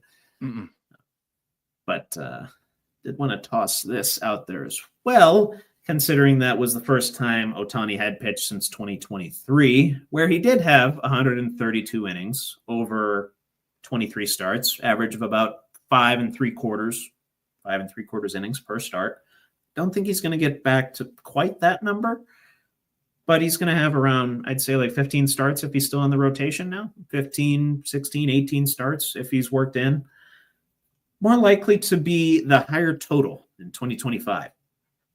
Shohei Ohtani total innings pitched, or the amount of rush yards per game given up by the best rushing defense in the NFL.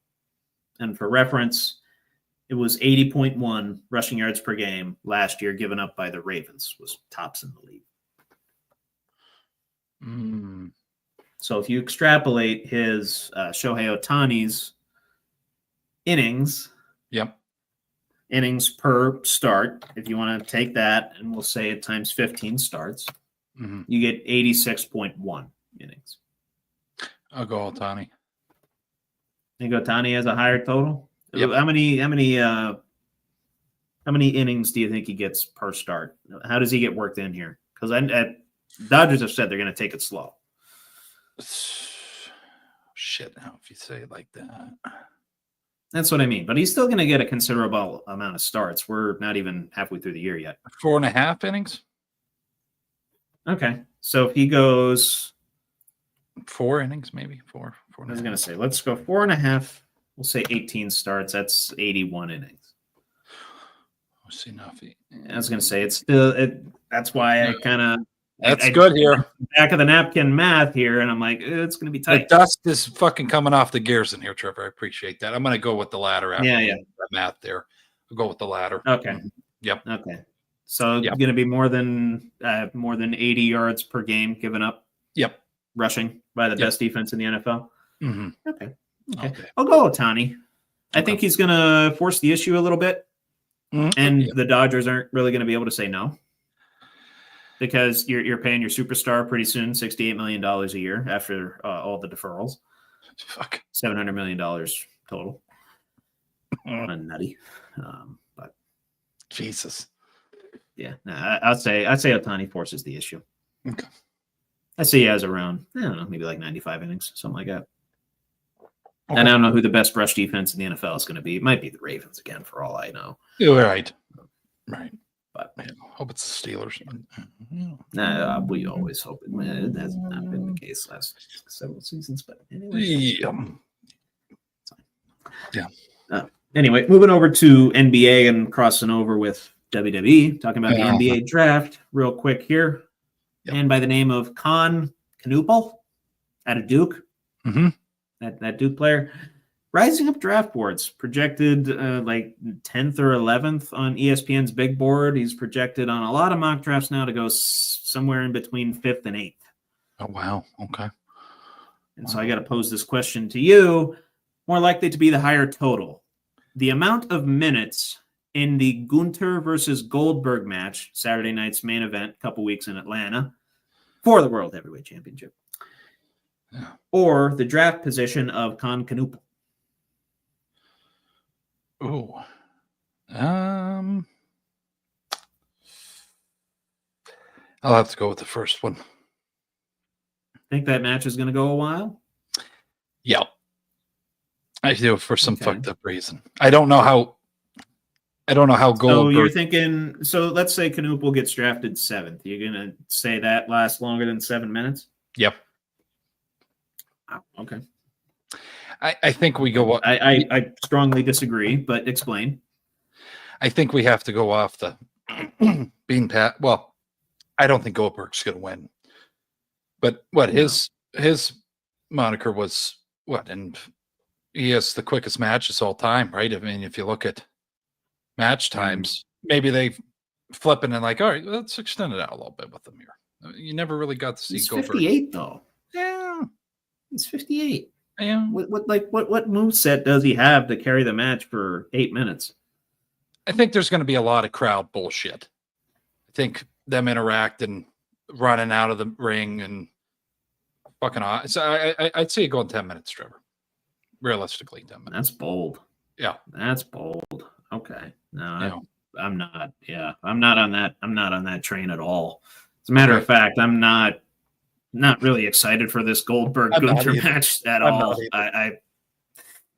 Obviously now it's for the title, and we know why they took the title off of Jay, and it's like, and I knew, and I go on Twitter, I see the message boards on wrestling websites. I knew Goldberg was coming back. That was not a shock at all.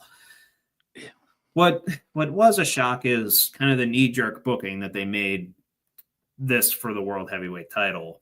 You could have just made it a retirement match, called it a day. You didn't have to have the title on the line for it. But right, I don't know. That's the only thing that, for me, that could make it go over. But it's still a Goldberg match to me, man. It's not going to last long. He's 58. He's not going to do a whole lot. Spear, jackhammer, maybe, and then Gunther kicks out a couple times. Looks like a badass. and leaves Goldberg looking at the lights, I'd say within 5 minutes. Would you be So, comfortable? Yeah. For that reason, I was going to say Conquistable, but anyway. Okay. Would you feel comfortable saying 2 minutes of that match is wasted by them staring at each other? I'll still go under 6. Okay, all right, fair enough. I'll still go under 6. I feel like they're gonna fuck it. There's gonna be some stupid thing to it. I don't know. I'm just trying to play it in my head. There's something with the kid, right? So maybe Gunther gets out, talks shit. Well, yeah, it was a while back. I believe I forget exactly where they were, but Gunther talked some shit to Goldberg and his family when they were sitting ringside, one of the Raws, and Goldberg, I think, got physically involved. And I don't know. It's just something something a little cheap just to get the rivalry going. Yeah, whatever. We talk more about him or no? We talk more about him in Goldberg. They when? They in this segment? Yeah. Or later on, No. I just have to say, after the Bret the Hitman Hart biopic, I just kind of have an ill will towards Goldberg a little bit. Just a little bit. Just how that all went down. So that's why I was like, she's like, who the fuck's that? I'm like, that's Goldberg. And then they all did the Goldberg fucking chant. I heard the music. I'm like, I was in the kitchen. I'm not excited for this. Fuck this guy. Predictable as all hell. It's like, come on. I call him Oldberg at this point because, dude, your shtick died out 20 years ago. Come on. And he wasn't. Yeah. I could go on. We'll talk later, Trevor. Yeah. I was going to say, I got all night on PlayStation tonight. We can talk. We can talk for sure. Yeah. But anyway, hopefully uplifting your spirits a little bit. We're going to transition into Yeet or No Yeet.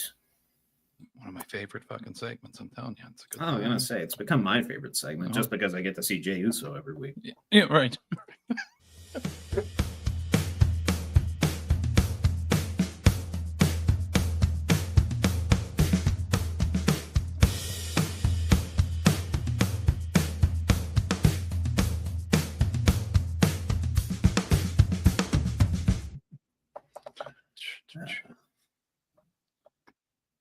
Doing that shit again. Is it playing? I don't hear it. It was working earlier. Or yeet halfway or no yeet. Fuck it. Whatever. You want to run it again? You can run it again. Yeah, run it again. All right. Weighing in at 155 pounds, soaking wet from Pittsburgh, Pennsylvania, in the name of Trevor Dinsmore. Yeet or no yeet? StreamYard, get your shit figured out. Anyways, yeet or no yeet? I don't think it's StreamYard that has the problem, buddy. Yeah, sorry. Yeah, I get it. So, you've seen... Well, obviously, you watch Raw every week. Yeah. And these two individuals were involved in a King of the Ring qualifier. They unfortunately, they both lost. Yeah. Talking about Rusev and Sheamus. Yes. Rusev and Sheamus. And I don't know how you feel about this whole Rusev return. I feel like they've fumbled a little bit. They need to get him into high-profile feuds right away. They didn't really do that. They put him up against Alpha Academy. Great. He squashed them, sure. And now, he's in this fatal four-way for King of the Ring, which who won that match? Remind me. Was that Jay? Jay. Yeah. Yeah, Jay, I think. Did he pin Braun? I forget who he pinned. I believe so. Okay. Yeah, because everybody fucking came in and got involved. It went fucking ape shit. Yeah. Yeah. Overbooked to shit. Loved it. Yeah. Overbooked to shit. But in the middle of all that, Rusev and Sheamus kind of, went to the wayside. So I'm thinking, what could build the aura back for Rusev, right? As he was formerly known as the Bulgarian Brute, one of the white hottest debuts, superstars, undefeated streaks to come in when he came in over a decade ago. What could get him going again? You toss him and Sheamus in a best-of-7 series a la Carmelo Hayes and Andrade. Yeet or no yeet? I'm going to go yeet there, Trevor. I think that would be very interesting. Yes. Oh, yeah. Yes. I He's love coming that. around. I know you're a big Sheamus guy, too. I love Carmelo. He's coming around on me. I didn't like him when I first got back into it, but he's coming around. He has the talent. He's with Miz now. And Rusev, he's just kind of been there since he got back. I think he needs to show what he can do against a veteran and a guy that he works well within the ring, and then Sheamus. Argument for you. Strowman should have stayed, not bring Yusuf back. Hot take. Honestly, that's not that hot of a take. They were just paying Strowman too much. Okay, fair enough. Yeah. It was a financial thing. I miss him. Oh, same here. Honestly, I think you might have been able to toss Rusev against Strowman if they were on the right brands. Would be fucking awesome. I love that. Oh my god. The Bulgarian brutes, or I don't know what they're calling him now, but against Strowman, it'd be a lot of fun. Yeah. Sheamus is known for his best of 7 series. Did one with Cesaro, if you remember Cesaro from back in the day. Oh wow! And ended up forming a tag team out of it. Oh, very nice. Yep. Mm-hmm. I'm not saying they should do that with Rusev, but Sheamus is pretty familiar with these best of 7 series. You throw those two brutes in the ring together, hard hitting action. I think magic happens. Yep, I agree. All right, yeah. Awesome. Good. On the same page. Speaking of overbooked as shit. Yep. John Cena last week on Friday Night SmackDown was involved in, I don't know, seemed like every freaking segment on the show. And it seemed like in every freaking segment on the show, he was getting attacked by Ron Killings, R-Truth. Yep. But to me, him being involved in all these different storylines with Logan Paul, with CM Punk, with Ron Killings, in his ruining wrestling gimmick, to me, it's perfect. He's ruining wrestling in that he's trying to overextend himself in trying to ruin wrestling. Yeah. Yeet or no yeet? I'm gonna go yeet. Okay, you like more of Cena on your TV screen. Okay. Fuck it. If we're gonna do it, let's do it right. People are gonna want to see him because he ain't gonna be around. So that's true. Let's just Triple H or Paul Levesque, whatever the hell you want. The opportunity, let's fucking just suck the hell out of the cash cow here. That's what they're doing. Yeah. We got a new shirt every fucking city he goes to. I just realized that last week. I'm like, okay, that's a new one. Oh, you didn't pick up on that? The new hat. Okay, now I picked up on that at Chamber. I was like, way back there's a lot of fucking money getting funneled here. Okay. He's the merch magnet, yeah. It's the cash cow. Yeah. And I guess you could look at it too. It's mementos for the fans. You know what I mean? Exactly. Yeah. Very cool. Whatever. Yeah. Very cool. Yeah. I like that he stripped down his entrance to adjust the John Cena. Drives me fucking nuts. Ruining wrestling, man. You ruin wrestling. The first match when he came out with it, I go, oh wow. It's a Mania. Okay. It's a Mania. Wow. Yeah. I was like, yeah. X screen, biggest stage. Okay, John. You're on a mission. You're completing it. Yeah. Okay. He's getting there. He's getting there. Some people saying that it's kind of fell flat so far. I think it just got amped up. I think we're doing good. I think we're doing good now. And for the viewers and fans of wrestling out there, significance to him laying the towel how he does on the mat. I still trying to figure that out. I know a lot of superstars are looking at it. I don't know. I think it's just like a nice little storytelling piece to just this is the last shot you get it going one-on-one potentially with the GOAT. Okay. So yeah. Okay. Yeah.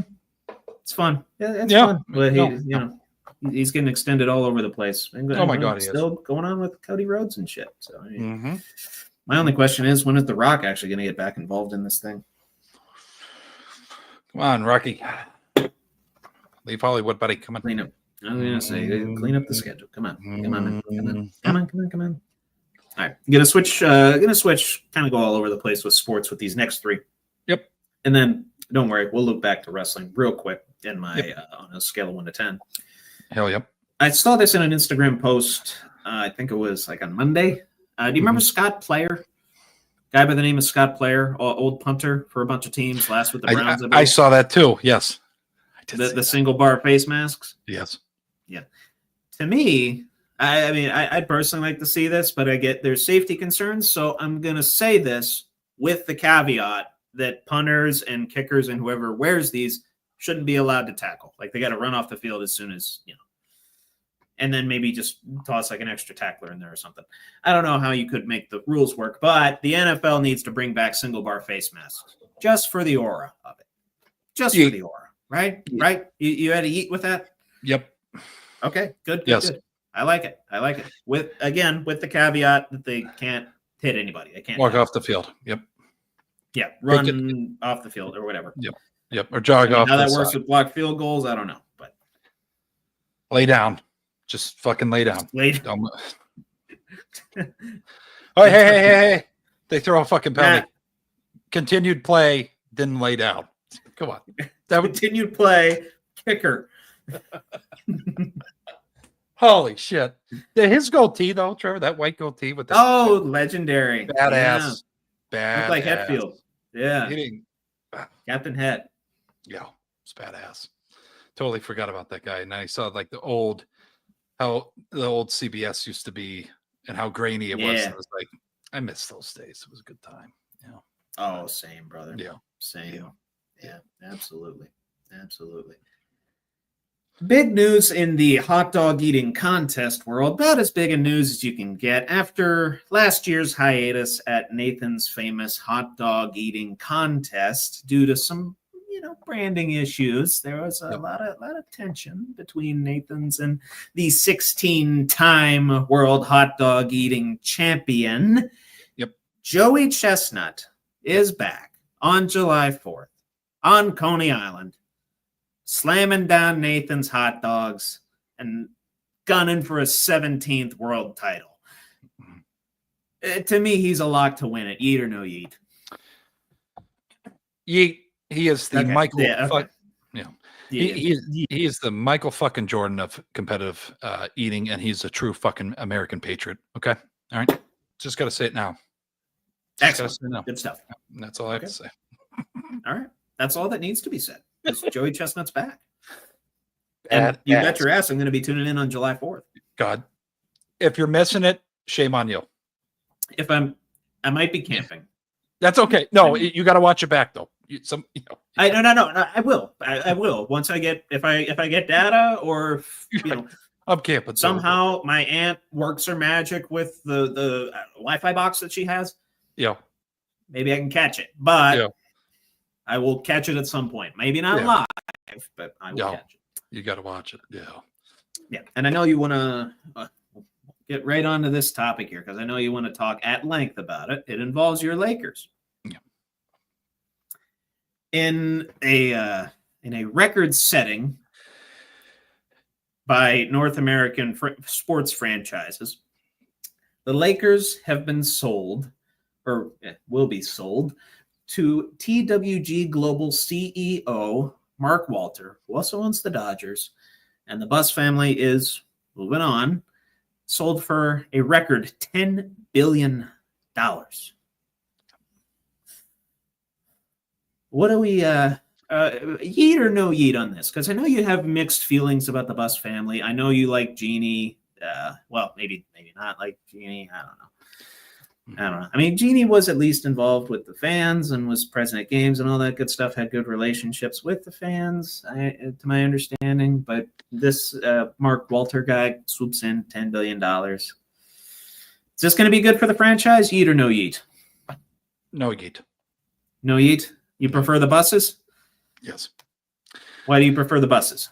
I think back to the history. If you look back at basketball, Trevor, you got George Mikan. Okay. That's way the globetrotter of the Lakers, or Minneapolis. Of course. Then Yeah. The Mr. Buss or Dr. Buss. God bless his soul. Okay. A lot of shit going on in the forum. A lot of. Anyways, buys him for $64 million. That changes a young 19-year-old, or I believe 19-year-old kid's life, Magic Johnson, and you just look at all the history. It's just you want to talk about a fucking sellout? She sold out. I'm pissed. Wow. Okay. I'm not happy. I'm not happy about it. It's basically telling me you can't run the fucking thing. You're greedy. And also shame on you, because I'm still pissed off about the Phil Jackson move. Still so pissed. And then you basically shit on Jerry too. Jerry's legacy with the organization. So I'm done. I'm done with them. I don't know if I'll watch Laker basketball. That's how pissed off I am. I'm pissed. Fair enough. I was going to say, for the first time in almost half a century, this Lakers organization is out of the Buss family. Yeah. It's just the legacy. It's just tarnished.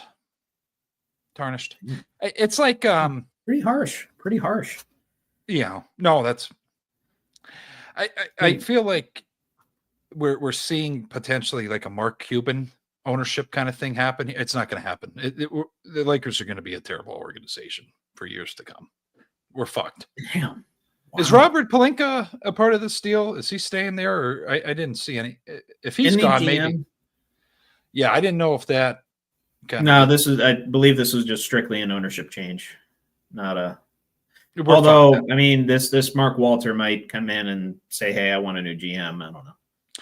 We are totally fucked then if Pelinka's still there, because I think Jeannie could keep him under wraps a little bit. Okay, so if this Walter keeps Pelinka around, we are fucked. That's the issue. We are okay. So screwed. I mean, that's not the segment, but yes.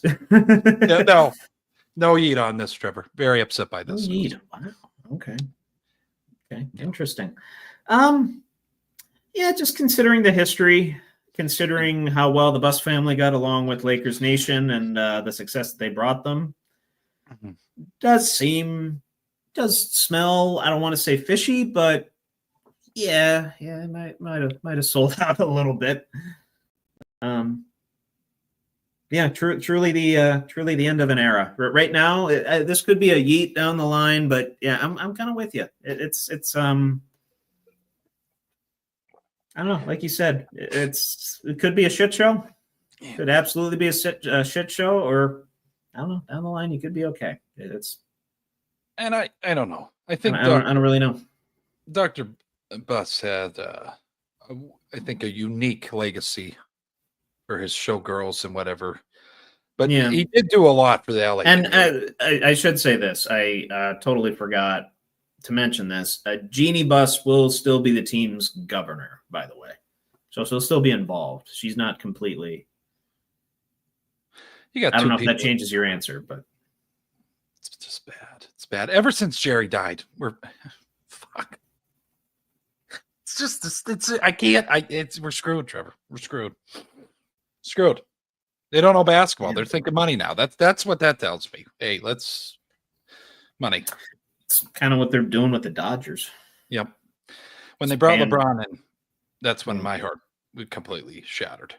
It's like, okay, what the? He did bring a championship. I put an asterisk to that.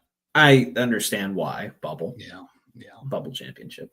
Yeah, but they'll hold it up for him, whatever. But yeah, it's sad news. It's whatever. Yeah. Okay. Yeah. Okay. You get it all out. You good? Good job, Jeannie. Job. Good. You good? Yep. You good now? Just had to say that. Yep. No, I got you. I had to add that little piece in. Understandable. Oh yeah. Understandable. I figured you were grieving, so I'd give you your space. And they're shattering her on the web. Shattering. Oh, I know.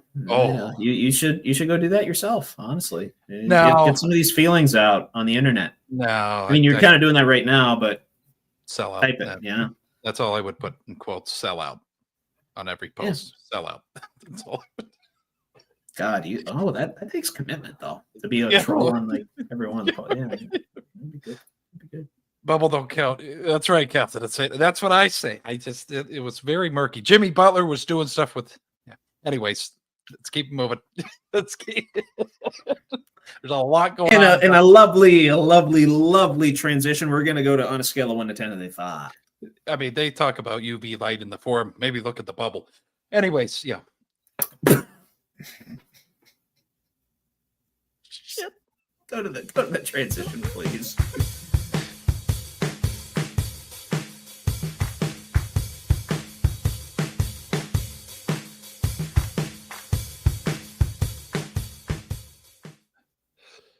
This week's edition of On a Scale of 1 to 10, Are They Fucked? How fucked are they? With Trevor Dinsmore.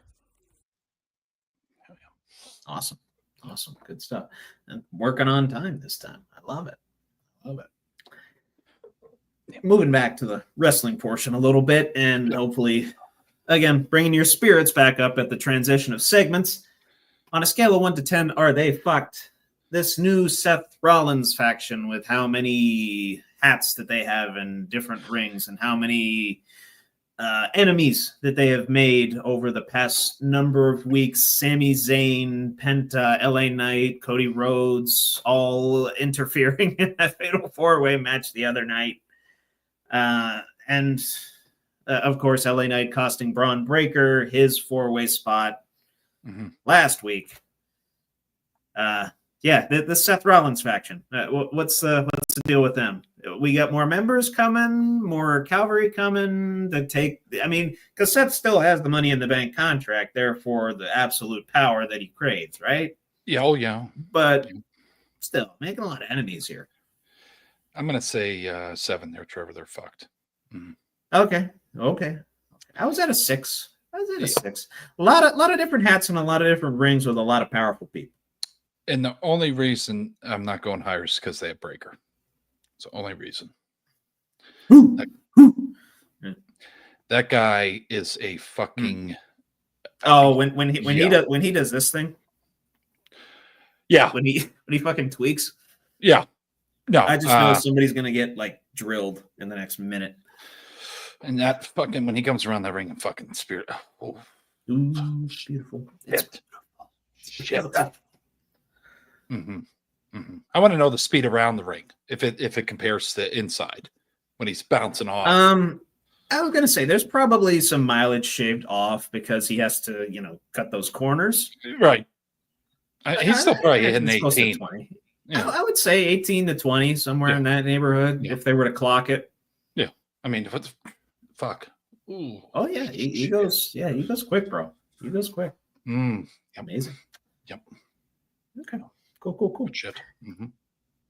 So I don't know if you saw Tiffany Stratton throughout the first pitch last week at a Mets game. Did you see that? Yeah, I did. Yep. Okay. On a scale of 1 to 10, are they fucked? That first pitch.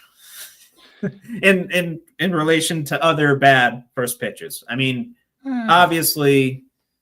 I mean, the first time I saw the clip, I wasn't exactly looking at the pitch. You know what I'm saying? Right. I, as a single man, can admit that. You, as a married man, cannot publicly. I think I wasn't looking at the pitch the first time, and they were like, "Dude, look at the pitch, my friends." Yeah. Like, dude, look at the pitch. It was god awful. It was worse than 50 Cent. I'm like,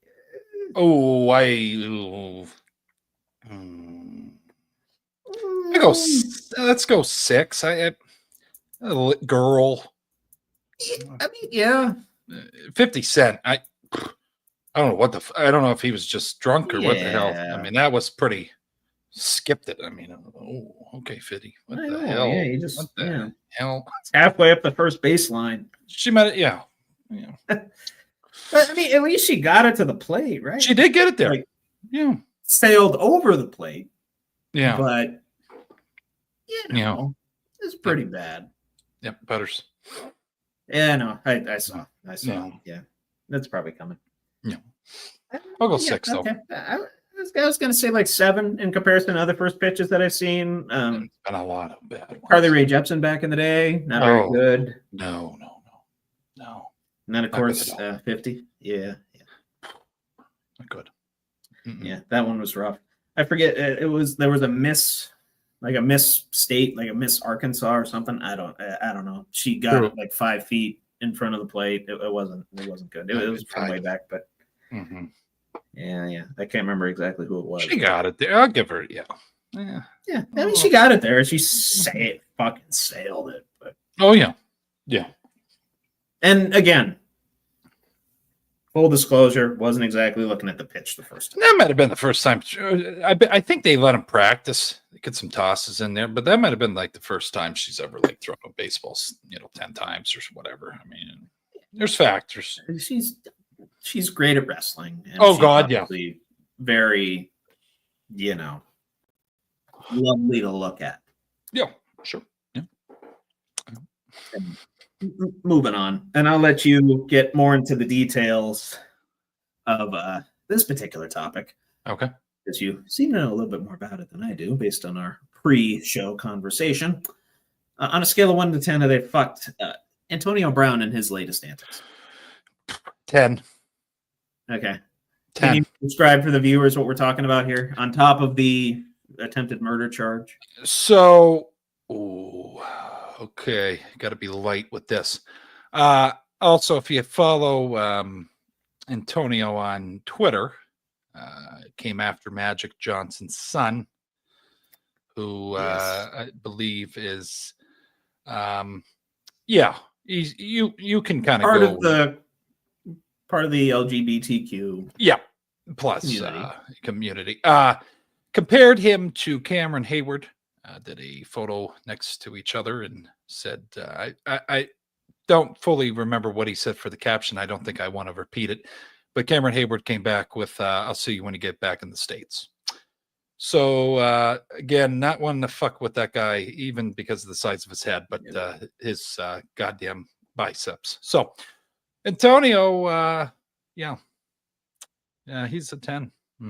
A lot of shit going on. We'll be and I don't know how long he thinks he's going to do this, Trevor, but it just adds to the sadness. And I think someday, I hope there's a documentary on this whole thing, whole 10-year span here. Just fucking decline. It's been chaotic. Decline. But does he feed off the chaos? That's what someone needs to fucking help him. I mean, I think he might be past the point of help. Do you think? Let me just throw this out here, and I know you still have to answer, but I think there's people within his posse and group that are somehow exploiting him, and that's why they feed into his antics, and because they make profit off it. It's in some way. There's something going on here that probably okay. Like this guy's mentally ill. And I feel like there's leeches on him that are just not helping. They're just adding to the fucking fire. Probably not as much as before because he's, we're not as welcome in a lot of circles, but yeah. And then even the supportive, he went a direction with Kanye supporting him. And I think everybody's aware of what's going on with Kanye. So yeah, his legacy has completely been fucking diminished. My God. Completely. Just throw it out the fucking door. If you would have told me, Trevor, over shoulder, beautiful pass from Ben, over the shoulder catch, getting the tiptoes down, fucking 9 years ago, and this would happen 9 years later, no fucking way. No way. I would never imagine that this is the path. You just brought up the Yeezy thing, and I'm. Oh yeah. That's a whole other nutshell. But I mean, it's just look how much like there's something not right. There's something wrong. Yeah. And side note, AB facing a charge of attempted murder in Dade County, Florida, related to a nightclub incident that happened earlier this year. There's a warrant out for his arrest and post a $10,000 bond, and he will be subject to house arrest until the trial begins in Miami-Dade County. Unfortunately, the Miami police chief said we're not going to be sending anybody to the Middle East to go get him as soon as he gets back in the States. I'm assuming they're going to go after him then. Which he's literally chilling over in the Middle East right now. Literally posted on X the other day. He riding a bike down a Middle Eastern street, smiling his ass off. Which I'll say this: someone has their hand in that decision of him going over there. I feel like there's going to be a lot of shit unpacked here that it's going to blow our fucking minds. I feel like there's more charges, like another certain court case that's going on right now as well. I think there's just going to be more unpacking of what the fuck, like mind blown every day. Headline, clickbait, fake shit, AI generated. But hey, that's the 2025 world now. That's correct. We are real, okay? If you're watching us, this isn't an AI. We are real people. Okay. I am actually drinking. That's a really beer. This is actually a beer. Yeah. This is not AI generated icy light. I can assure you. I might have to start putting that in our captions. Not AI. Fuck. Anyways, sorry, Trevor. I didn't mean to derail that. Honestly, you might be right. That might have to be a disclosure in the media and shit. Like, this is not AI. Nutty. Yep. Anyway, moving on to some more much less severe legal issues, but legal issues nonetheless. In regards to Shedeur Sanders and Zach Edey, both getting clocked at 101 miles an hour and getting speeding violations in their respective jurisdictions. Not the first time for Shedeur, by the way, ran 91 on a 65 in June 5th, earlier this month. So second time in a couple weeks he's been clocked for speeding. Yep. And of course, Zach Edey only got nailed the one time to my knowledge. Mm-hmm. So on a scale of 1 to 10, are they fucked? I know it's very early on in both of their careers. And I know it's only like speeding tickets, but I found it honestly, I kind of found it hilarious that within like a few hours of each other, it was reported that these two gentlemen went exactly 101 miles an hour and got ticketed for it. Yeah. So, figured I'd bring it up. Figured I'd pose it, and a little bit more of a palate cleanser than the AB stuff. I'll go 8. 8? Okay. Mm-hmm. I was at like a 6, honestly. Like I wasn't more and I was at a 10 on the AB thing, by the way. Like, okay. Hold on. Yeah, you didn't if I didn't say that. But yeah, 6 here. It's not a huge deal. Shedeur's side of it, I think you gotta maybe look at character going on there. It's a little because it's repeated. Yeah. And he might have to take the old driver safety course like I've taken. So yeah. You ever had your license suspended, Billy? No. It's just funny. You take the course to get the points shaved off? Oh, definitely do that, Shedeur. Somehow this gets to you. What? Definitely, that's might be suggested to you. Yeah. Yeah. I don't know how much leeway I don't mean to question the Ohio court system, but 25 over, I feel like, hey, we're not really going to work with you here. That's some maybe 10, 15, but 25. Yeah. I don't know. I mean, 101. It's pretty bad, Trevor. Fuck. Bad. You don't give a shit. You don't give a. And 26 over a couple weeks ago. Yeah, that's bad. Rough. Yeah. I'll go 8. Fucking. Yeah. Definitely wouldn't want to be doing that when you're competing for a quarterback position. In a room of 5, yeah. Yeah. Well, 4, I guess, with Watson being hurt. Still. You think he said the cop? Oh, by the way, my dad's Deion Sanders. You think he threw that out? Maybe. Autograph officer? Maybe. Legendary. Photo? Autograph. You let me go.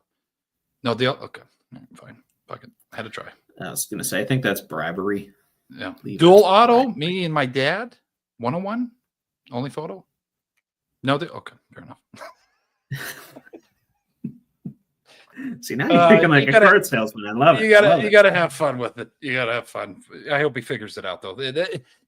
There's also a portion to that, Trevor. I mean, there's other lives at risk. I mean, let's fucking get it together a little. Of course, it's a little reckless. Yeah. I got you. Yeah. Big news in the baseball world this past week. Another blockbuster trade happening in the sports world. And in a lot of ways being compared to the Luka trade, which I don't think this is necessarily like the Luka trade because this guy actually wanted to leave his organization for a while because he was miscommunicated to in spring training. Luka was kind of blindsided.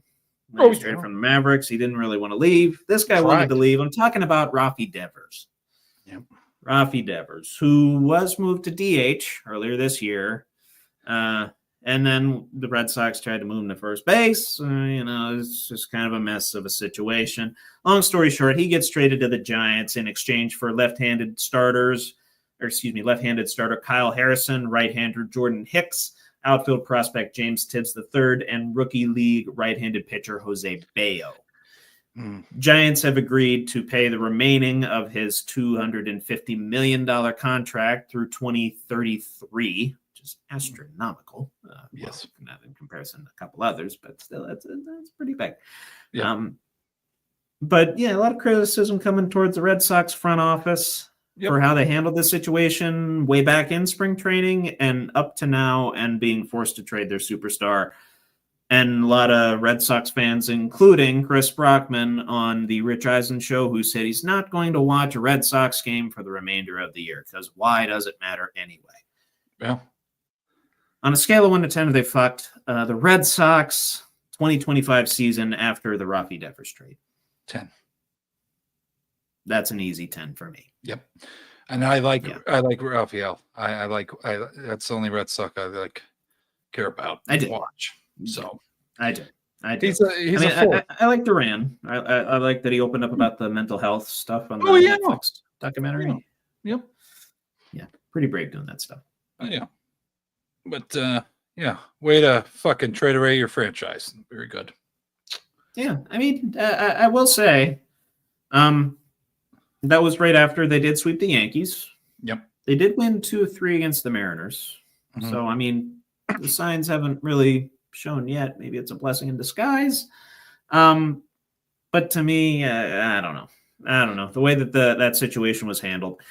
To me, both sides have a reason to be upset, right? Right. Because the Red Sox are paying their superstar $250 million through the end of 2033. Yeah. So your superstar ideally would do anything to help you win games, right? That includes moving to first base. That includes being the DH after you sign Alex Bregman in the offseason to play third base. That includes just being flexible normally, right? But Rafi Devers did make it clear from day one of the contract signing, don't move me off of third base. Yeah. So, I kind of get both sides, but yeah. Okay.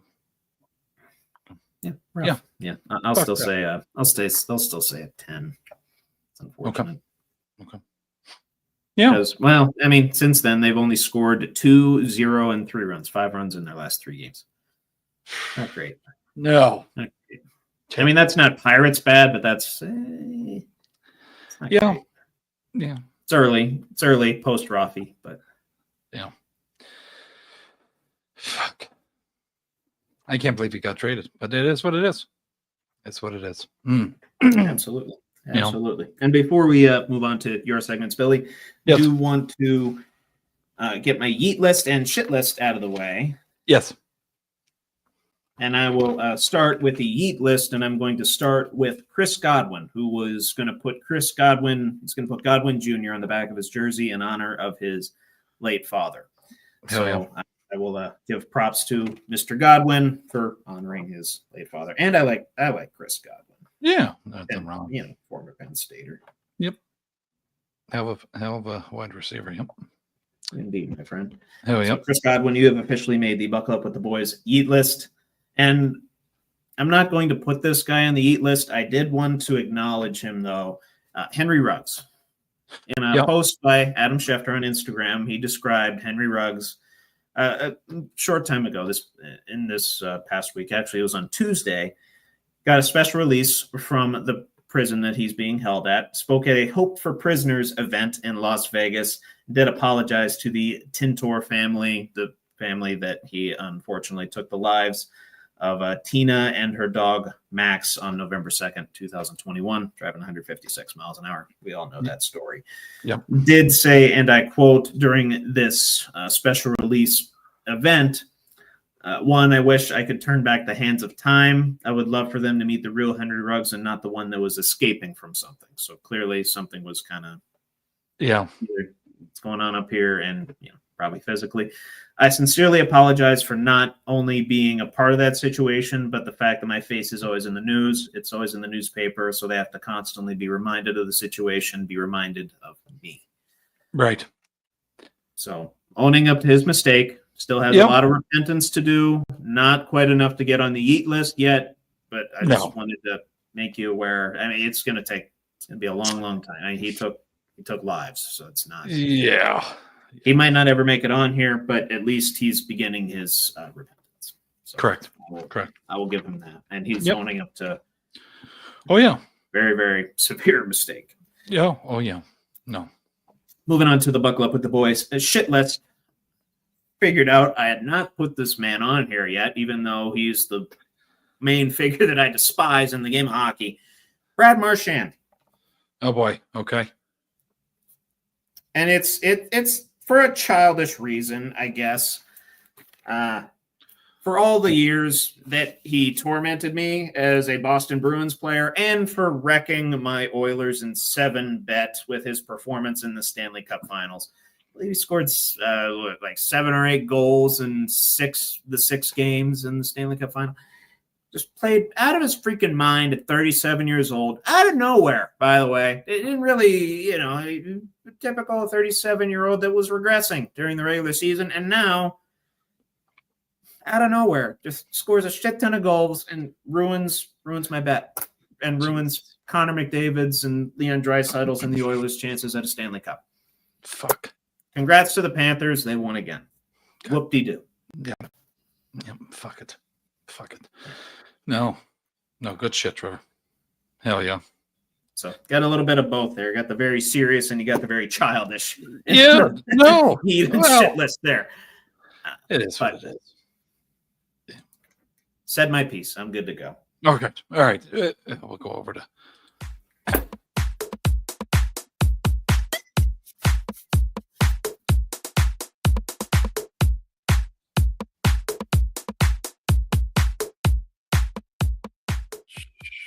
Weighing in at 240 pounds from Olean, New York, your St. Bonnie alum, Drew Billy, with debate time. I can't stand my New York. Olean, it's fucking New York over here. Yeah, I love it. Debate time here. Also, I got to add in there Trevor because he's part of this as well. But stick around for that. We got 4 questions here. Trevor also left out a portion of the question. The first one here. What player do you think is going to go off this year in the NFL? I just put. Ooh, that is an excellent question. Obviously, I hope it's, like Jaylen Warren or, DK Metcalf. Yeah. One of those types of guys. Brian Thomas Jr. is definitely on that list. Mm-hmm. Travis Hunter's on that list. I'm being totally and completely honest. Cam Ward's, he's not there yet. Cortland Sutton's a candidate. The Broncos and Bo Nix being in his second year. Who I've been waiting for Scary Terry.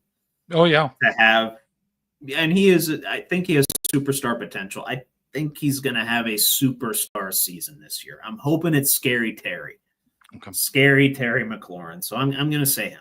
I'm going to say Scary Terry. I'm going to shock the shit out of everybody and you. Pat Freiermuth.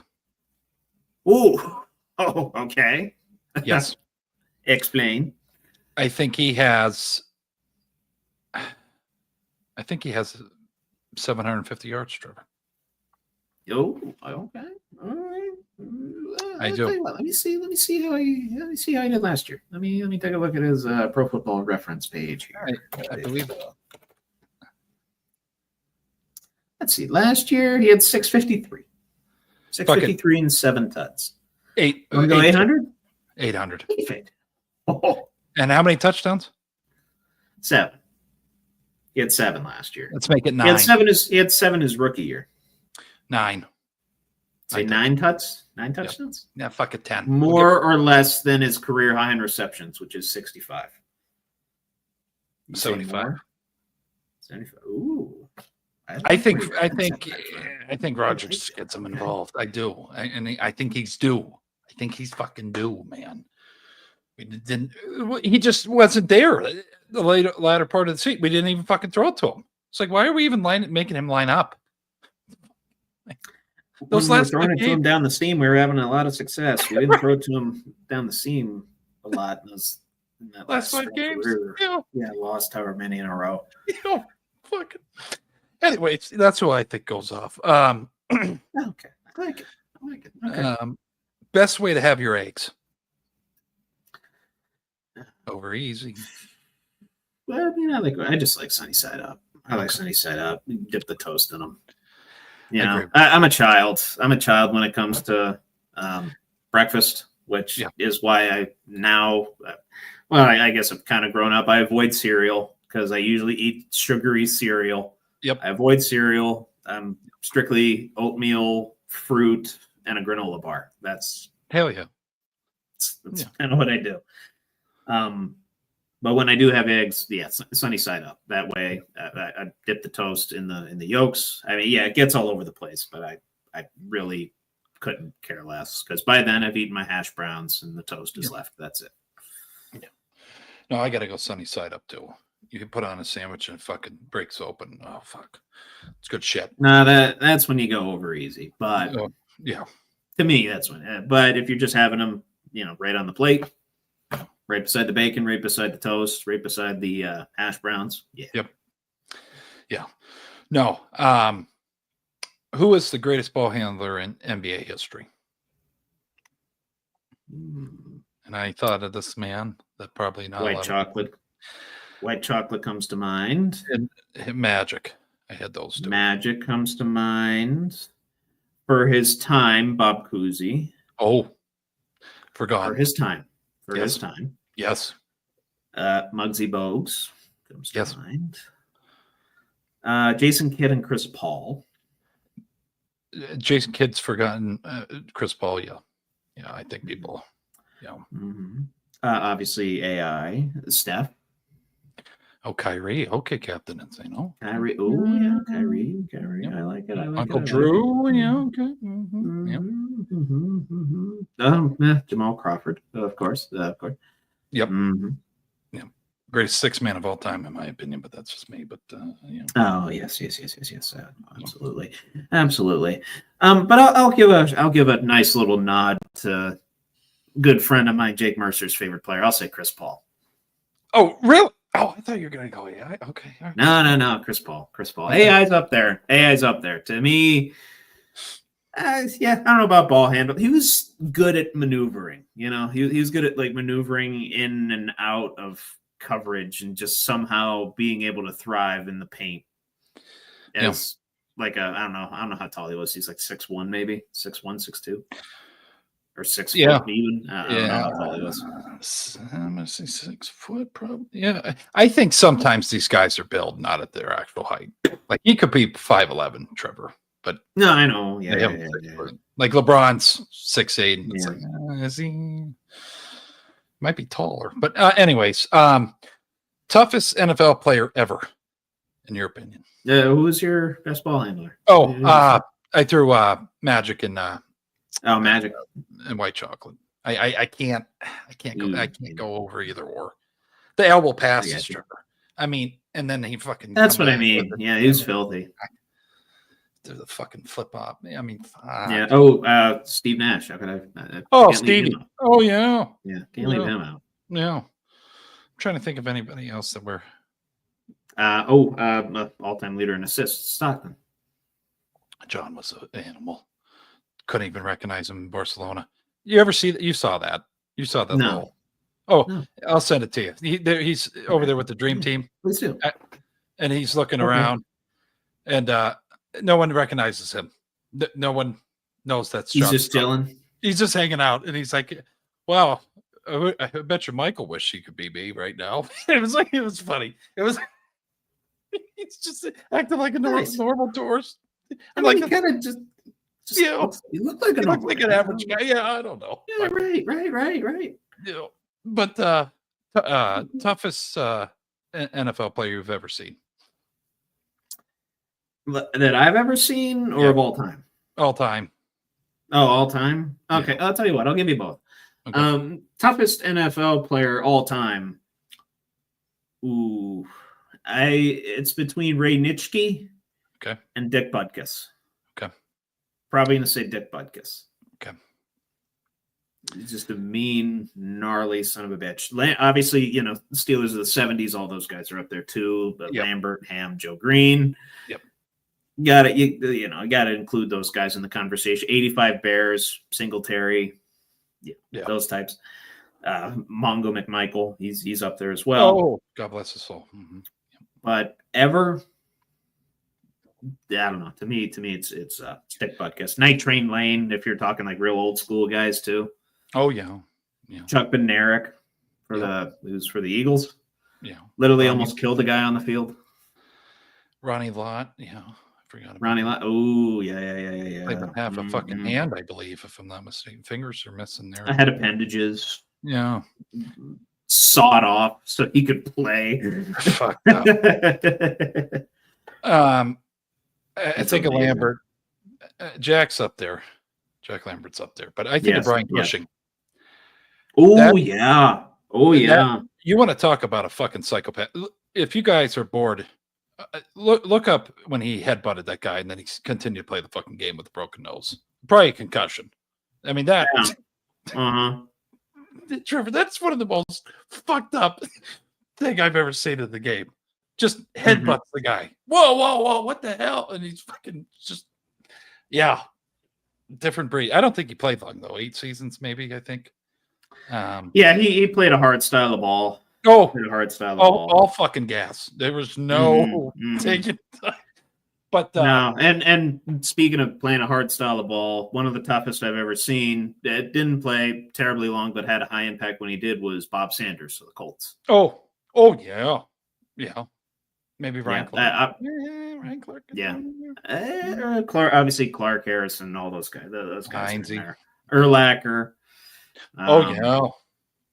And I hate to say it, Ray Lewis. Yeah. He popped in my head. He's up there. He's up there. Just because he's memorable. Yeah. Reggie White you could throw in there too. Absolutely. Jared Allen. It's you could go. I mean, there's just some fucking tough dudes, man. Just Terms of who I've seen. Well, that's just to piss everybody off. I'm throwing Ben in there. Okay. Totally fine. I mean, some of the shit. Yeah. It's just. Yeah. I got you.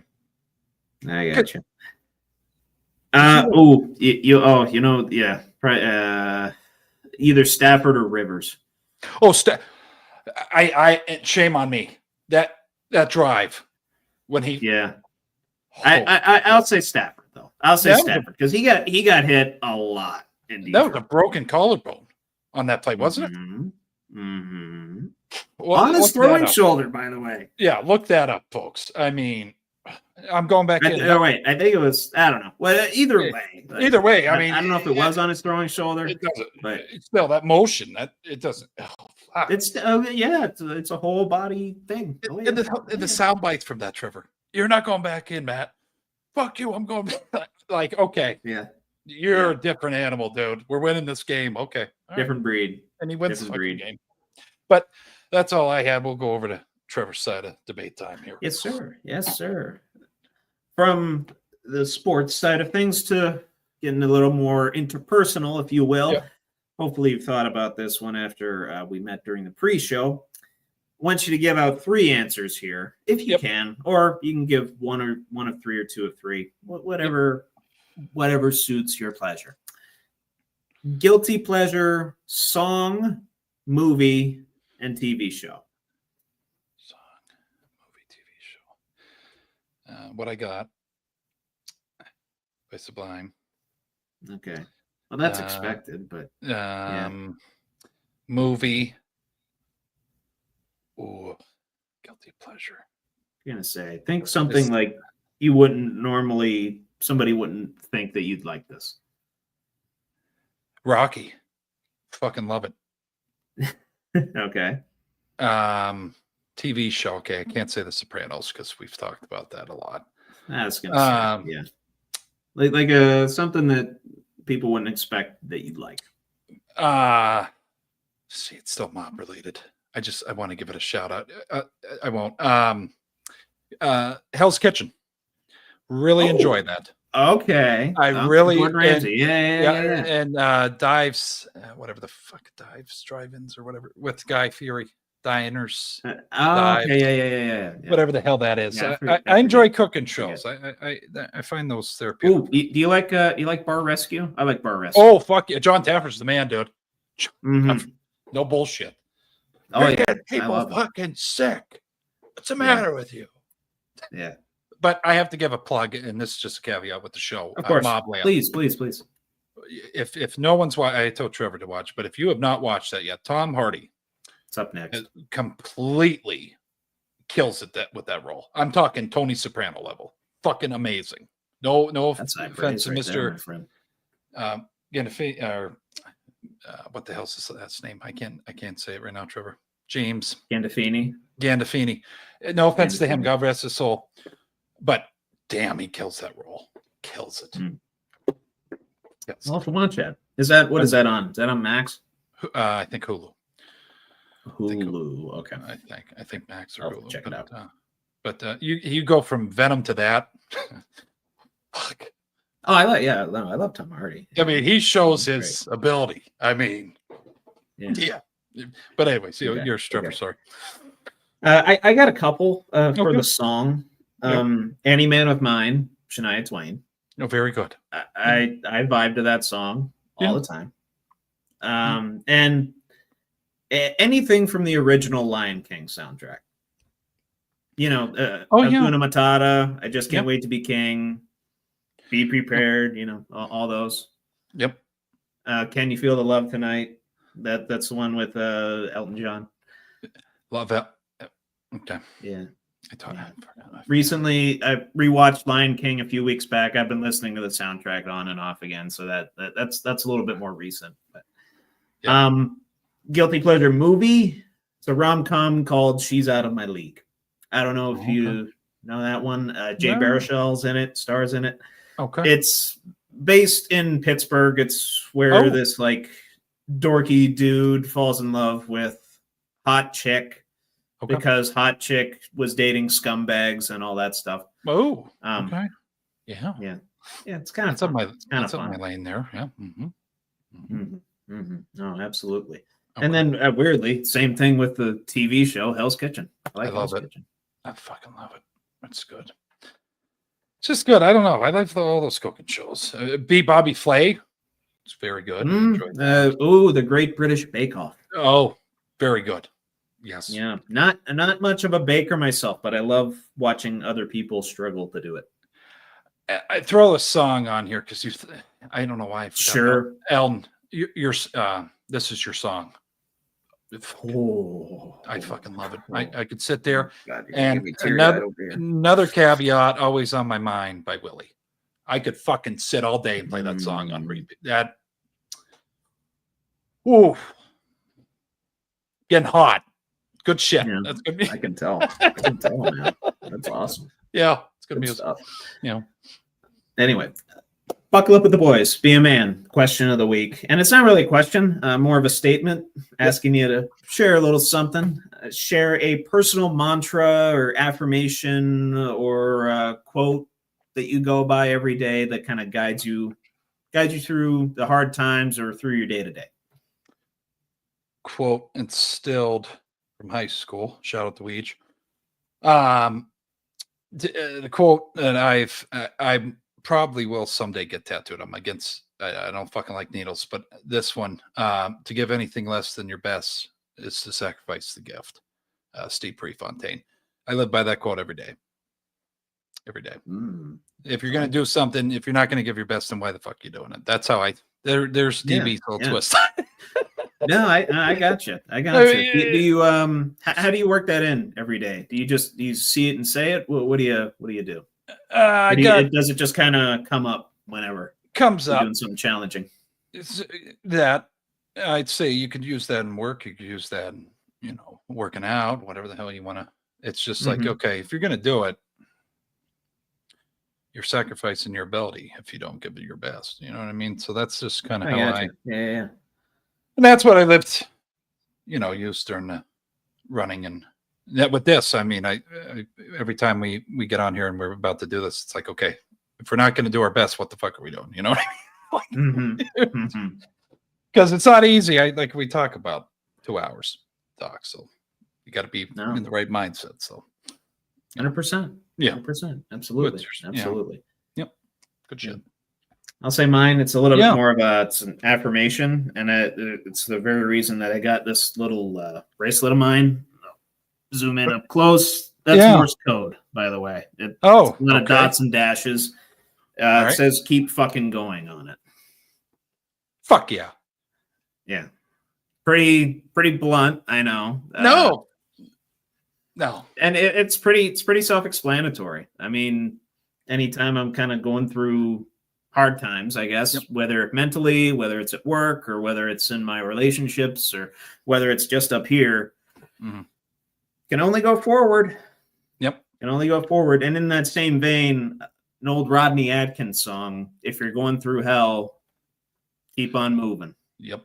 Don't slow down. If you're scared, don't show it. You might get out before the devil even knows you're there. Hell yeah. So I figure it goes well in connection with Men's Mental Health Awareness Month. And to me, it just makes a lot of sense. We can only move forward. We can't change what happened 2 hours ago, 2 days ago, 2 weeks ago, 2 years ago, 2 decades ago. Right. We can only change the here and now. We can only control the here and now and the future. No, I agree. And a lot of times, it's not easy to get through. It's not easy to get through those hard times. So you got to go through hell for a little bit. No, I agree. Just a caveat to that. Also, sure, we went off I think we said something last week, Mental Health Awareness Month for men. Just want to throw out there too. And I thought I did I'm practicing something here. I talk to Trevor almost every day. So, but, and Ohio, other people on places, but like, I think back, if you haven't seen our episode with, Ryan Walker, watch that, because that kind of opened my door. Ever since then, we talk almost every week now. And I just think, you and Ryan? Yeah. I just think, awesome. Yeah. Good. Didn't his baby just turn 1 year old? I believe. Yeah. Wow. But I think what we also need to practice, I think, even if you're not going through mental stuff, you got to make time to call people, just to check, because that opened a whole door. I didn't talk to him for 2 years. And then, you know what I mean? Just check in on people. If you haven't, you maybe had a buddy from college or buddy from your old employer and you were friends with them, check in on them. Just to see how they're doing. I've been trying to do that, reach out to people I haven't talked to in years. And it's been fun. It helps. For some reason, my mental health's fucking good now, Trevor. Like, I'm not going ape shit. It's like, oh, okay, I made that guy's day, my day. I don't know.